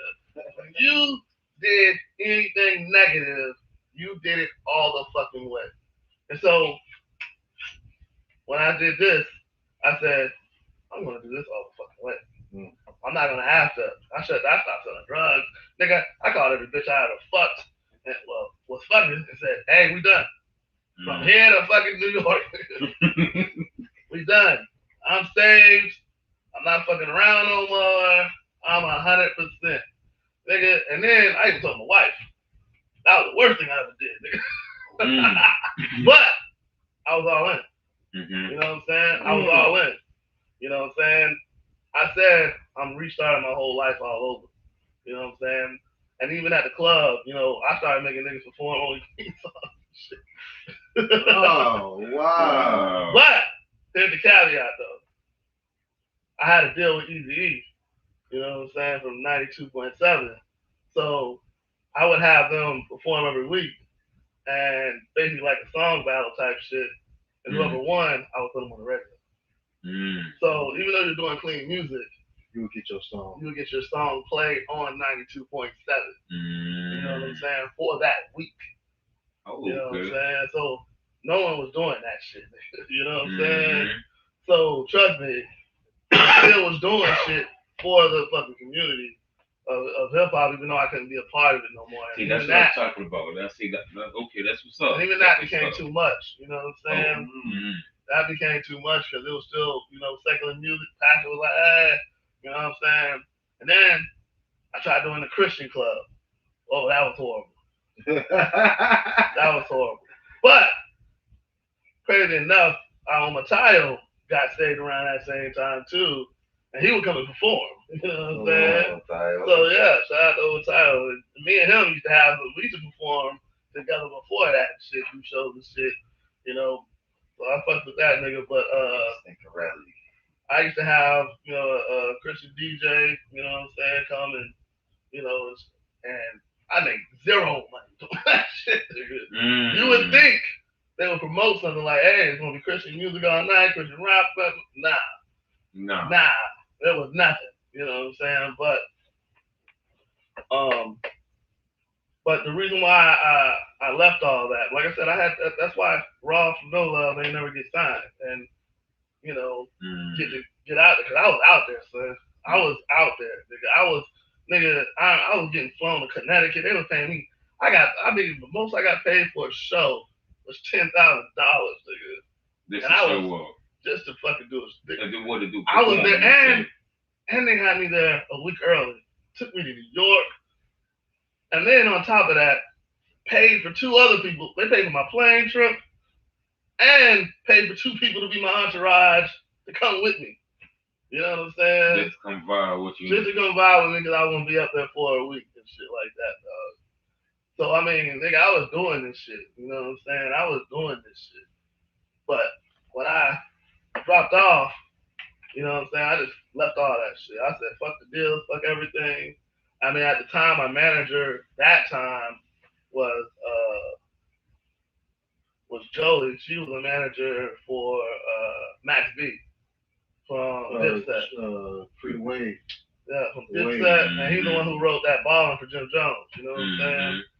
And, I think he might be getting out, but he's locked up. But that was Gang Green Entertainment and shit. You know what I'm saying? So, nigga, I had shit going on. So it's not like, when people think about me, oh, that's a failed rapper or whatever, they don't know the story. You know what I'm saying? I had that opportunity. Because, nigga, I was doing shit when I started. I was, like, moving so far up. And my name was just, like, nigga, ringing. You know what I'm saying? And I just dropped all the way the fuck out. You know what I'm saying? Because it wasn't worth my soul at the end of the day. You know what I'm saying? But, I did that shit for like 2 years. You know what I'm saying? I did that shit for 2 years, and I realized, I got burnt by the church, and that's when I realized I was doing it wrong. You know what I'm saying? Like I was following a man and not following God. You know what I'm saying? And that gave me a whole new realization on life because, dude, one thing I did get from that experience was I am a different fucking person. I love fucking life, nigga. I am happy every fucking day. I still retain that joy. You know what I'm saying? And I love life, and that's why, I'm blessed, and I'm blessed to do great things for other people still. You know what I'm saying? But the great thing about it is I get to be myself as well. You know what I'm saying? Because I understand it's a bigger picture when it comes to God. You know what I'm saying? Ain't nobody going to hell saying fuck. You know what I'm saying? Exactly. I totally agree with you, man. That's the reality of it. This is about your mind and your heart. What it is. Yeah, that's all that other stuff. What it is. More spiritual. Your connection, your connection with Him. Yes. Because religion is the art of putting these people together, the business of God. That's what religion is. Religion is the business of God. There's nothing spiritual about business. Because business is the most evilest thing in the world. Okay? Because business is taking something that you got for a lower price or free and selling it to somebody else who doesn't know how to get it totally right. or can get the same fucking price. That is business. That is evil. That's not a fair trade ever. There's no equality in business. You either, and that's why the most savage motherfuckers do the best. That's why you have people like Donald Trump. That's why you have people that can motherfucking fuck people over their whole life and be on top. Because business is dirty as fuck. And when you try to do business too clean, you're gonna go broke. Exactly. You gotta do a little bit of dirt, because guess what? That's business. You have to get something for a lower price and sell it more than what sell it for a higher price. Exactly. That's business. Because you get some shit that's worth 100 and you get it for 10 and sell it for 10, you're a dumb fuck. Yeah. And not only that, you're gonna be broke. You know what I'm saying? You're gonna be a broke dumb fuck. You know what I'm saying? The same thing over and over. But the idea of business is evil. You know what I'm saying? Whether you like it or not. And religion is a business now. Anytime you can go to a church and they will preach to you, Jesus said, not to sell shit, sell my likeness, not to profit off my likeness, not to profit off my Father. They'll tell you the story when Jesus saw people selling fucking animals to sacrifice and blah, blah, blah out in front of the church. And he came and threw that shit down. And then tell you, go buy my shit in the lot. Go get my book. We got some fucking CDs up front that you can hear the sermon tonight for $5. You know what I'm saying? In the same fucking breath can tell you exactly what Jesus preached against. And then make it okay for them to do it. Because that's the business of religion. So, on that note, what we're going to do is we're going to go ahead and take a break from the Gunshine State Podcast. We're going to come back on the last segment of the Shoot the Shits. Yeah. So we can go ahead and wrap it up after that. That's good, everybody? Yeah. All right. Bum, bum, bum, bum. Yeah, boy, fuck. I'm about to say, boy, y'all boys fine today, boy. Y'all boys getting it in. I knew you were going to say I just want to be into it. Boy, y'all niggas getting it in, boy. Jeez, dropping them jewels. That's what it is. Oh, man. You still here live on the motherfucking. What we on? What we live on? Oh, we live on YouTube. Gunshine State Podcast Network. Make sure y'all get it right, man. You know what I'm saying? Yeah, that's what's up. So we was on Twitter or something. Oh, no. It's the YouTube. Hey, boy, this nigga here is YouTube. Hey, man, that's what's up. I mean, it's producing thing, and what I'm trying to do, I'm trying to learn how can I get to like set up beats and shit. Like, I want to get how to get set up. Well, I'll talk to you more when we set it down. Yeah, you know what I mean? I'm setting. I wanted like how to get more into it because I know instead of me got an artist, what I wanted to do, I wanted to do something like me just making my beats and then maybe find me a couple artists, maybe rap my beats or whatever like that. But I still want to sell it as in my album anyway. You get what I mean? Maybe just pay him off for almost like a DJ Khaled thing, do what he's doing in a way. I mean, in my opinion, nowadays, what you got to do to generate revenue is you got to invest. You got to invest. And sometimes investing means taking a loss. Yes, of course. You know what I'm saying? And when you're taking a loss, that means you got to be selective with the artists that you get beats to. Because this is the thing. You don't know who's going to take off. You know, and when you're talented, talent's gonna speak for itself at some point. You know what I'm saying? You gotta let people know. You gotta get people that are going to be your workhorse. They're going to pretty much be your beat. They're going to take your fucking shit and pollinate flowers all over. You know what I'm saying? And that's what you have to get these rappers to do. You gotta get a rapper that hustles, that wants this shit just as much as you, and don't maybe have the means. Cause nigga, that's all Tupac was. That's all Biggie was. That's why they were able to be taken over by somebody who saw the potential in them. Biggie was broke. And this nigga said, hey, I believe in this nigga. I'm gonna put my money behind this nigga. I'm gonna do what I let. If I got no broke behind it, and that's why that nigga got richer than Biggie. You know what I'm saying? Because he invested in him and it profited. You know what I'm saying? So you gotta find people that are performing, that are getting views, that are doing all the things necessary, and those are the people you want to get your fucking beats to. You know what I'm saying?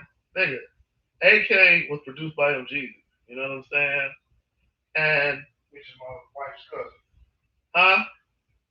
MG's your wife's cousin? His wife's cousin. Okay, well. That's what's up. I didn't know that. Homeboy. Earl Simmons, that's his cousin too. That's how he introduced me to him. But the thing about it though, MG gave me that shit for free. Oh wow. MG gave me that shit for free. But guess what? I wound up buying a couple more beats from MG. Not only buying a couple more beats from MG, but when I had my studio, MG would send me like a packet of fucking beat samples. And when I had clients come into my studio, I would let them hear MG's beats. And if they liked it one, boom, that's another customer for MG. So off that one free beat he gave me, and who's to say who else he gave free beats to and did shit for, whatever. But just off of me, he got paid for that one beat and then some. Damn, that's what's up. You see what I'm saying? Yeah, so exactly. A lot of people nowadays want the money up front. Yeah. And yeah, that's cool when you hit somebody that you know ain't gonna do shit with it. Don't let them waste your fucking beat. Yeah. You make them motherfuckers pay for it. Man, I've been down that road. You gotta get with motherfuckers that are grinding, hustling, doing something with it. I'm the best rapper he ever had. So if that ain't popping, then you wasting your fucking cash. Who you calling, B? Hey, how's it going? Who you calling, B? Put that shit on. Let's Give see. me 2 seconds. No. Hello. Let's play a game. Let's go through the phones. See what y'all DMs are doing. Easy. Explain your idea.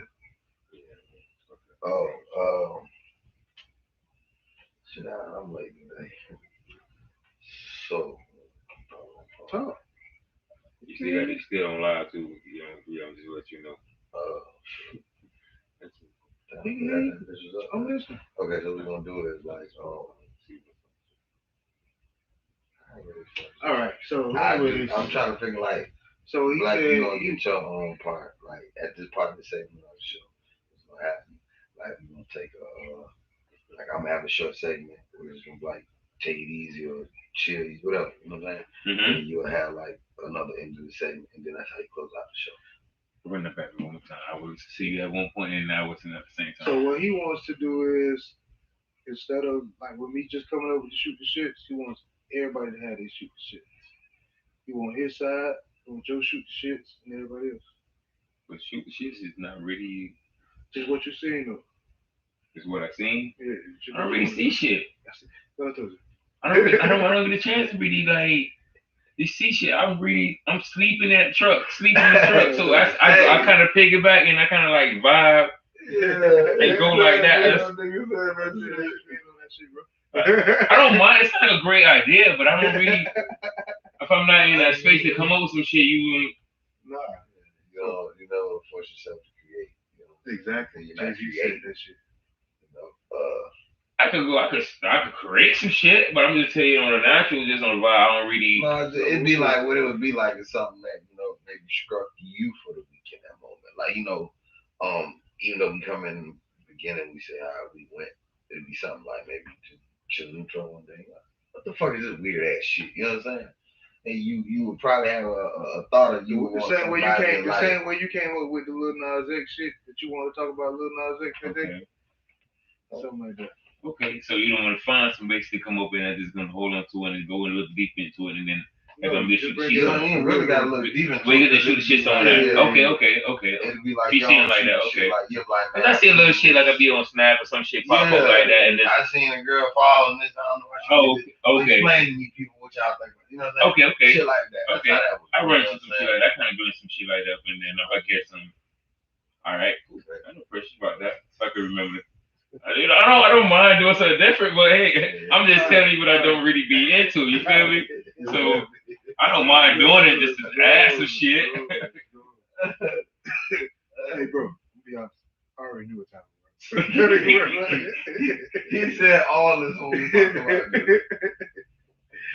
3, 2, you know what? Dude, and we back with another episode from the Gunshine State Podcast. Oh man, I don't have my freaking sounds right now. So y'all gotta bear with me. We still here with Raw with No Love, you know what I'm saying? Hey. And this is the segment right here, you know what I'm saying? We got a couple more minutes. Raw with no love. Raw from No Love. Raw from no love. That's what's up. Like you said, he ain't never dropped a no love. He ain't never want to leave his niggas behind. That's what's up. So when you say raw, just say raw from no love. You gotta say the whole thing, like a tribe called Quest. You gotta say the whole thing. Yeah, right. that. So this is the shoot the shit segment, man. Easy, man. What you seen this week, bro? What you want to shoot the shit about? I was talking to you about this. I was talking to 5 hours earlier this week about being consistent. It's so easy to lose sight of what you got going on. Man, you ain't never lied. Yeah, you get sidetracked by different things that's going on around you. Right. But I think it's something you have to put on that, or something you look at that reminds you, like, hey man, this is the ultimate goal here. This is what I got to do. This is what I got to accomplish. So like I said, the sidetrack is getting easy, but I mean, you gotta put yourself first. So hard. You see what I'm saying?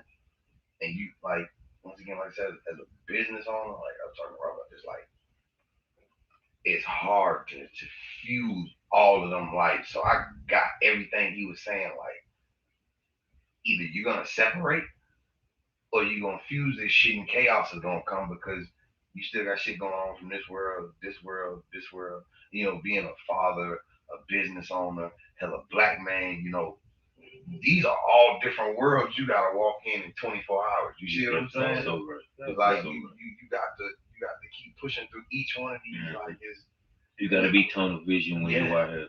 When you see your goal and you see what it is, because it's so much gonna come to you, things that you don't want to do, they come to you tenfold. You say, I want to go viral here, but I ain't do. You got, for some odd reason, you could say, man, I'm not smoking today and I ain't buying nothing. For some odd reason, all your homies come up with the loudest trees and come pull up on you with this and say, bro, we got this. You got to be tunnel vision to what your bigger picture and what you want to see into your dreams. You definitely. But what they got going on, they still doing what they doing in their life, naturally. You know what I'm saying? I want to smoke that. Yeah, I want to, you know what I'm saying? You got to put yourself first. We start talking to ourselves and living in our heads saying shit like, damn, why you smoking gas like that? Man, you know what I'm saying? Maybe if I just, but it's strong, man. You got to keep pushing, It's all a part of hustle. Like I said, those are different. Those different aspects you wake up and you have to live. There's different worlds. You see what I'm saying? You got to wake up and be the entrepreneur. You got to wake up and be the businessman. You got to wake up and be the hustler, the family man.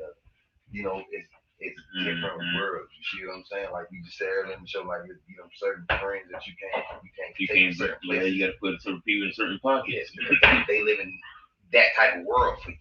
You see what I'm saying? Hey man, whatever hustle for you. I can call him. I got a gun. I got a motherfucking horn. You know what I'm saying? And I'm telling what the fuck, you know what I'm saying? He gonna get out and run. I don't know why the fuck I gotta go to work in the morning. I ain't gonna do shit. You see what I'm saying? Don't bust.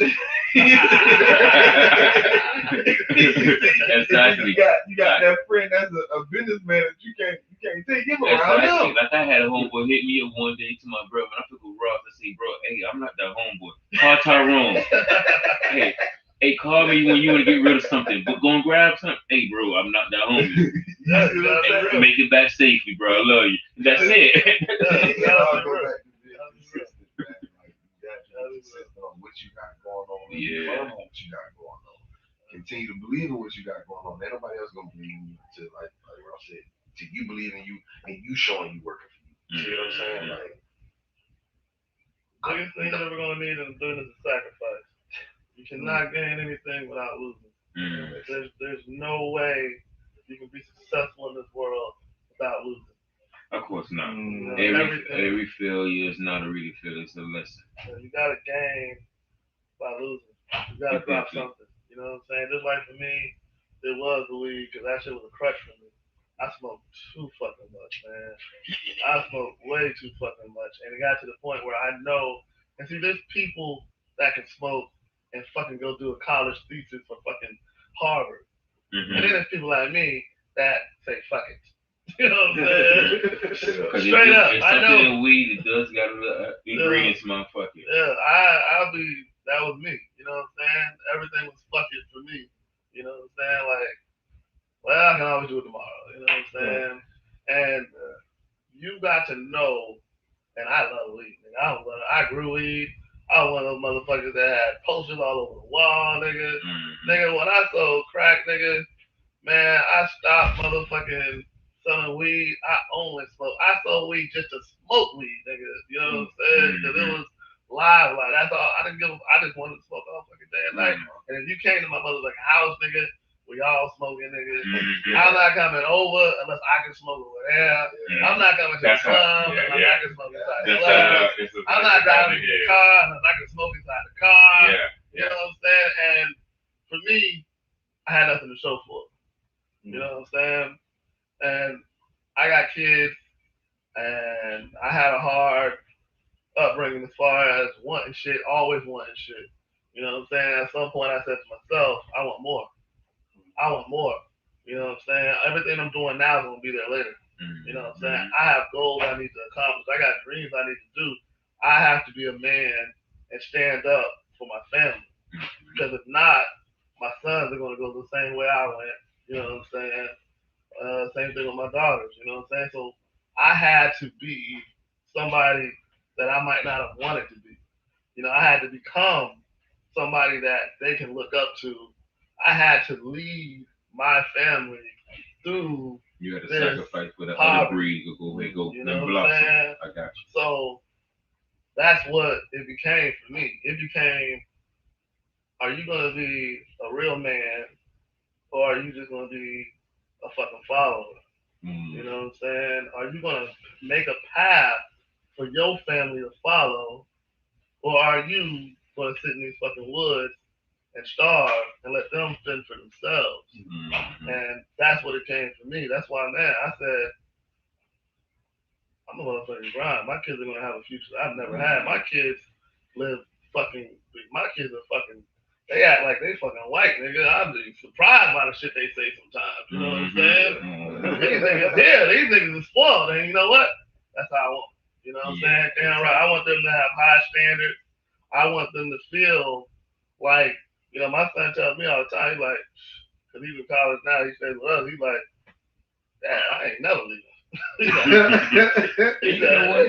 gotta get your ass up. He said, I ain't never leaving. He said, nigga, it's good here. You know what? In a way, it's like you would like for your kids to go out there and get it on, but in the other way, you like, you know what? I built this for you. You really don't really have to leave. You know what I'm saying? Like, why not stay here? I want you to go and be a man, but hey, you gotta understand that's the key part. You want them to go be a man. At what age are you a man? You ain't a man until you're like 25, 26. I thought you mean a man to be able to hold your own, be able to pay your own bills. You can hold your own, but that don't make you a man. That's true too. Maturity makes you a man. That's true. Maturity makes you a man. You know what I'm saying? And see, we think age makes you a man. No, age ain't nothing. No. The ability to make money makes you a man. None of that shit makes you a man. Because you have to guide these children to a point where they're stable and they jump off from your platform. We got our kids jumping off from a platform and we ain't even stable. You know what I'm saying? So how the fuck? You know, and then we expect them to do better than us when we just threw you off a fucking platform and you wasn't even ready. You know what I'm saying? So my whole point was this. Man, my kids are going to be with me until they're 25, 26. Because that's when I feel that you're an adult. Because one thing you have to understand is you're still a child. You're still a fucking child. I don't give a fuck what the state says. I don't give a fuck what the city says. I don't give a fuck what society says. You're still a child. Okay? And the reason why you're still a child is because, man, there's things that you have not experienced that will fuck your whole life up if you don't have some type of support. You know what I'm saying? You gotta go through shit in order to understand that. And my thing is this. Okay, you graduate college, now you're a man, now you're ready to be on your own? Fuck no. Nigga, what kind of job you got? Okay? What kind of support can you have for yourself? Are you gonna be living by yourself to struggle, nigga? Because you got a good job and you got a degree and you're working your way up the company? No. No, fuck that. When you get out my house, you're going to go from one house to the next house. You're going to go from my way of living and your standard of living to the same standard of living. You see what I'm saying? Because if I got you living and you eating motherfucking filet mignon, nigga, don't leave that fucking 19 because you feel grown or you think you're a man or whatever and be eating fucking ramen, nigga. You know what I'm saying? So my mentality has always been, y'all are still children. You're still a child. I'm still going to control what the fuck you do until you're 24. Because you're still going to be doing stupid shit. Okay? My son's 22. My son's 20. And I done had to put that nigga on car punishment. Nigga, you done got too many tickets, nigga. I'm taking that shit. Because that's what you do. You know what I'm saying? That's how you keep your kids alive, stable, and able to move to the next place in life to surpass you.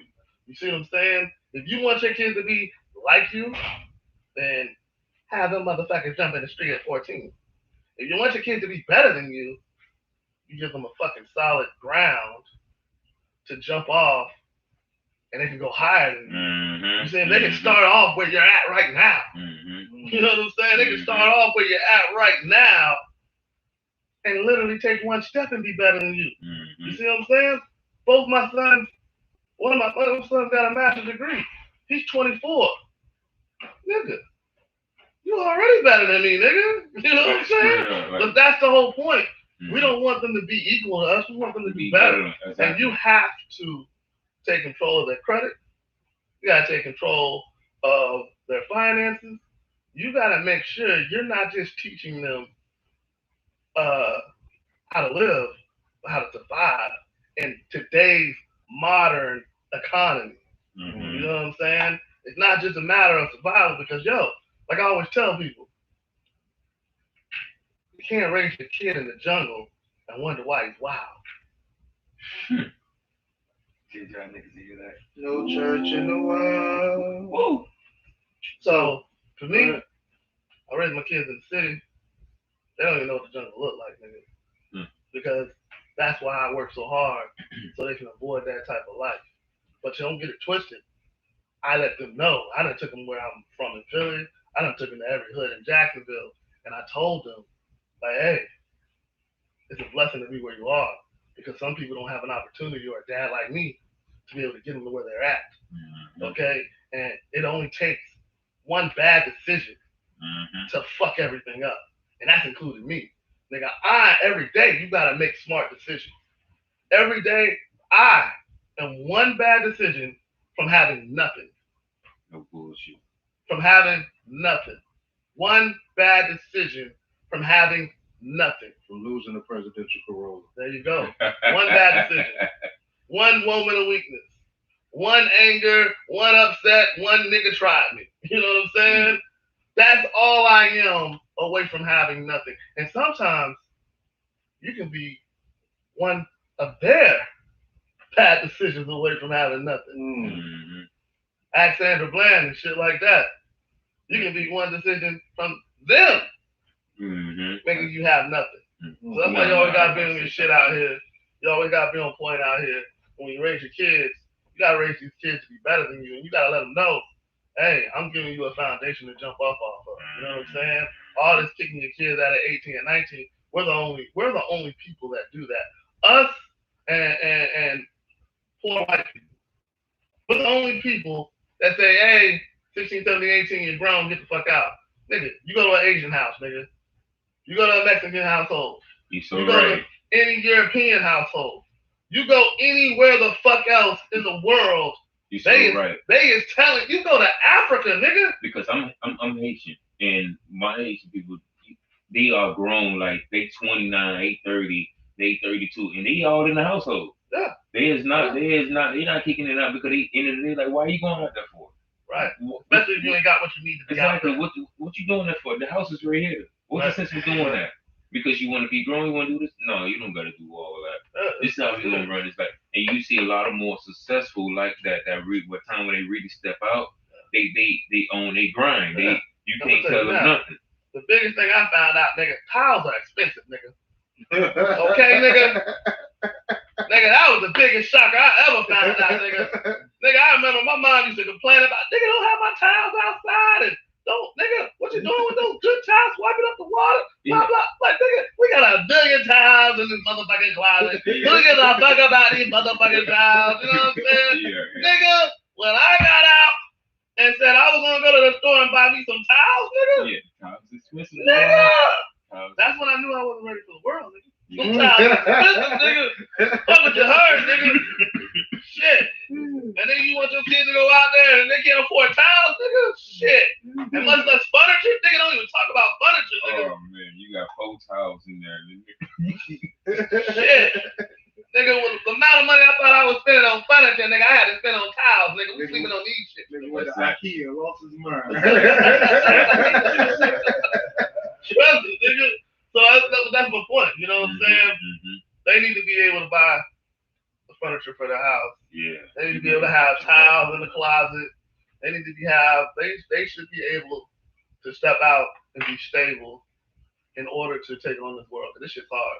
This shit's hard, especially when you're black, especially when you're born without shit, and then especially when you're born without the knowledge and the education that everybody else has been spreading down and passing down through generations. Because education isn't just taught at schools, it's passed down from generation to generation.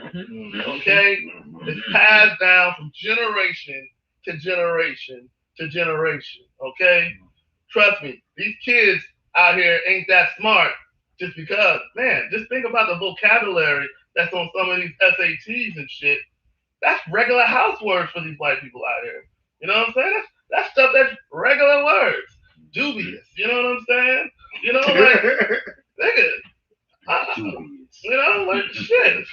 Nigga, I ain't never used that motherfucking word until just now. I sort of said I never used that word until just now. But they're in households saying that shit. And then when we get to a SAT and they say, well, dubious is to perturbed as is to dubious. And we're like, nigga, what is either one of these fucking words, nigga? You know, that's in Google. You know? Hey, Google, what is dubious? Yeah. But that's what happens when you hit these SATs, and that's why they say they're culturally biased. You see what I'm saying? Because those are the words they're passing down. And we're passing down, nigga. What do you do? What's happening? Okay. So, you feel that's not going to be on any SAT. That's not going to be on any fucking what's popping over there. entrance exam to any college. You can't put that shit in a thesis. Okay? What's dubious? Bitch, what?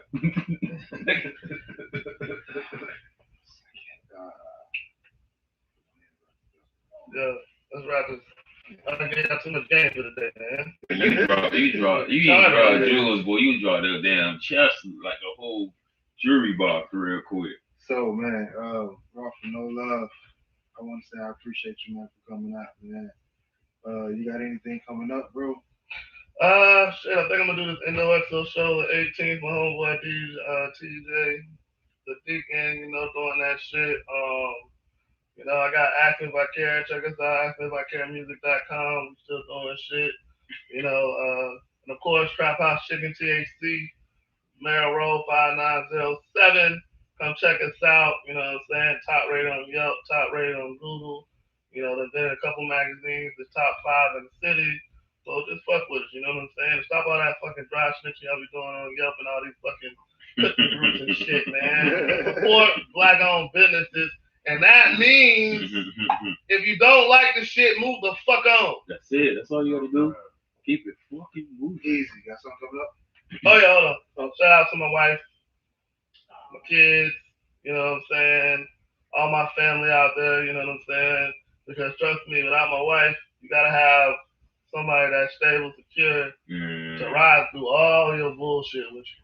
That's what's up. And trust me, it's been a fucking roller coaster dealing with a nigga like me. You know what I'm saying? And I want to give a shout out to all my kids. I'm proud of them. And I'm going to stay proud of them. Whether they motherfucking dope fiends or drug dealers or motherfucking the president of the United States. I'm going to kick that ass though, but I mean, I'm still be proud of you no matter what, because you're my children. You know what I'm saying? And shout out to my beautiful wife one more time because, you know. Hey man, y'all should come to the relationship podcast with us, man. Oh, she'll love to, but she ain't gonna say nothing. She frees up when she goes on camera, man. We did an interview with the motherfucking TV show. We were talking about the motherfucking THC and shit. Only thing she could say was sexy redhead. I gotta say my wife again because she gonna put me up for saying that. So. Easy. What you got coming up, man? Man, y'all know it's always something with me. My son got more Misfit shit dropping. We got hoodies dropping. The cool Greg Letterman's drop. Sold out in 24 hours. Oh. Yo, that shit was yeah. What sold out in 24 hours? I missed that. I dropped my cool Greg Letterman jacket. I dropped them on Thursday. That shit sounds fresh. Yeah. I don't even know what it looked like. But yeah, like, this is the sound of it, right? That's I'm like, I'm gonna show you. That shit sound nice. I dropped it on TikTok, you know, and I really ain't even a big hitter on TikTok like that, you know. I didn't really know how to use it, but I ended up dropping it on TikTok. I dropped it on IG, and I dropped it on Facebook last. Well, shit, TikTok and IG ate that shit up before Facebook could. And when I dropped it on Facebook, yo, one of my people jumped on there and was like, I said, get it gone. She was like, no, I need one of everything. So, shout out to Shots, man. That's dope. But it's real dope. It sold out real quick. I'm anticipating the same thing happened with my son, man. You know, he got something really dope coming. So I said, just be on the lookout for a fly person. Yeah, that's what's up. Me, man, I'm here, man. I'm just trying to get beat banging entertainment off the ground, man. Doing my thing with the producing. It's already off the ground, bro. Keep on. There you go. That's what's up. The pressure cleaning company, man. You know, that's basically it, man. That's all I really got going on this week.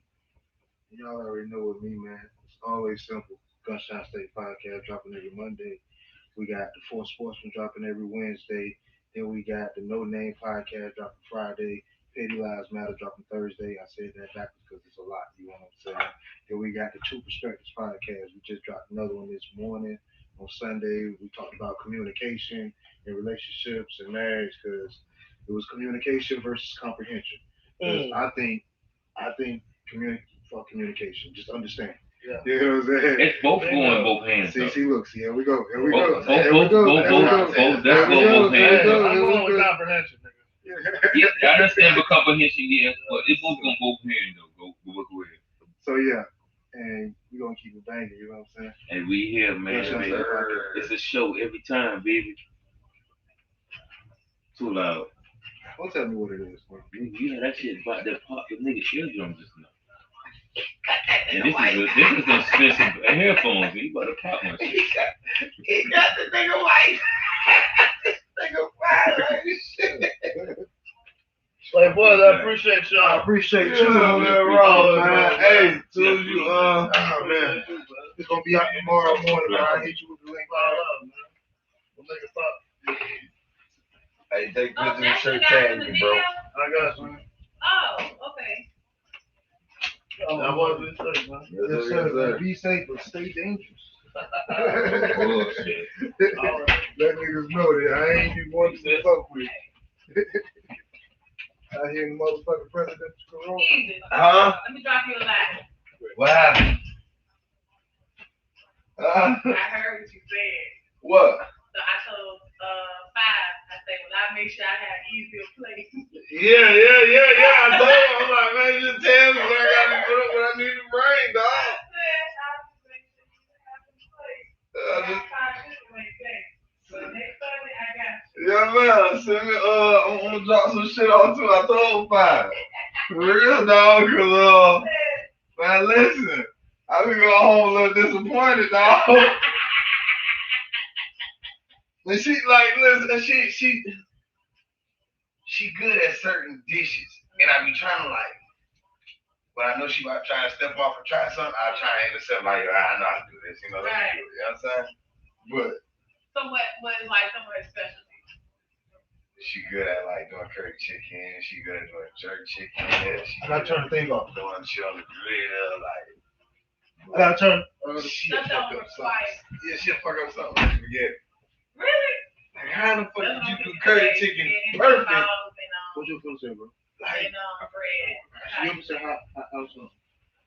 I just need to turn it off when it stops. But Oh, you know I was what? talking about, It yeah, is link up with him. easy to mess up Oh man. it is. because of the richness Nigga of know the three sauce. side the battle rap. And if you add too much, and see what That's people good as do, fuck, you know. they put About it, sauce that, in the, the sauce. I want to do like a, I was really thinking about some type of club thing. That I makes really sense. want some type of Season club. salt is not But as English could be strong like a, as salt. You gotta like remember, what I tomatoes buy is with nothing my but name. acid and It's salt. so, it seems so So many mess little it spots up down or there. add too much to it. And it'll be that way. Noodles. The gunshot. I said, We can have, I party. gonna take that Or from just you, how man. our vibe is. I was trying to make If you get the permits or whatever you need, Oh, what is that? I hear something about Okay, that. so I'm gonna make it next time. And then That's my everybody- video. Right. So what I do is I marinate That podcast is chicken talking. breast, jerk seasoning. I marinate Yeah. What are you 24 saying? hours. Just, No, I'm The just part saying. chicken tenders That's you what- put about. Go ahead. no, And then I'm I put my chicken I'm just saying something that we can and have. then make it, I break it up. That we run that Different still, chicken. because mine Oh, My stuff down. I break it up. Hey man, You use we appreciate red y'all. pepper, Whoever did, red pepper, we'll be yellow signing pepper. off right now. Gunshine State Podcast. Only thing make it rock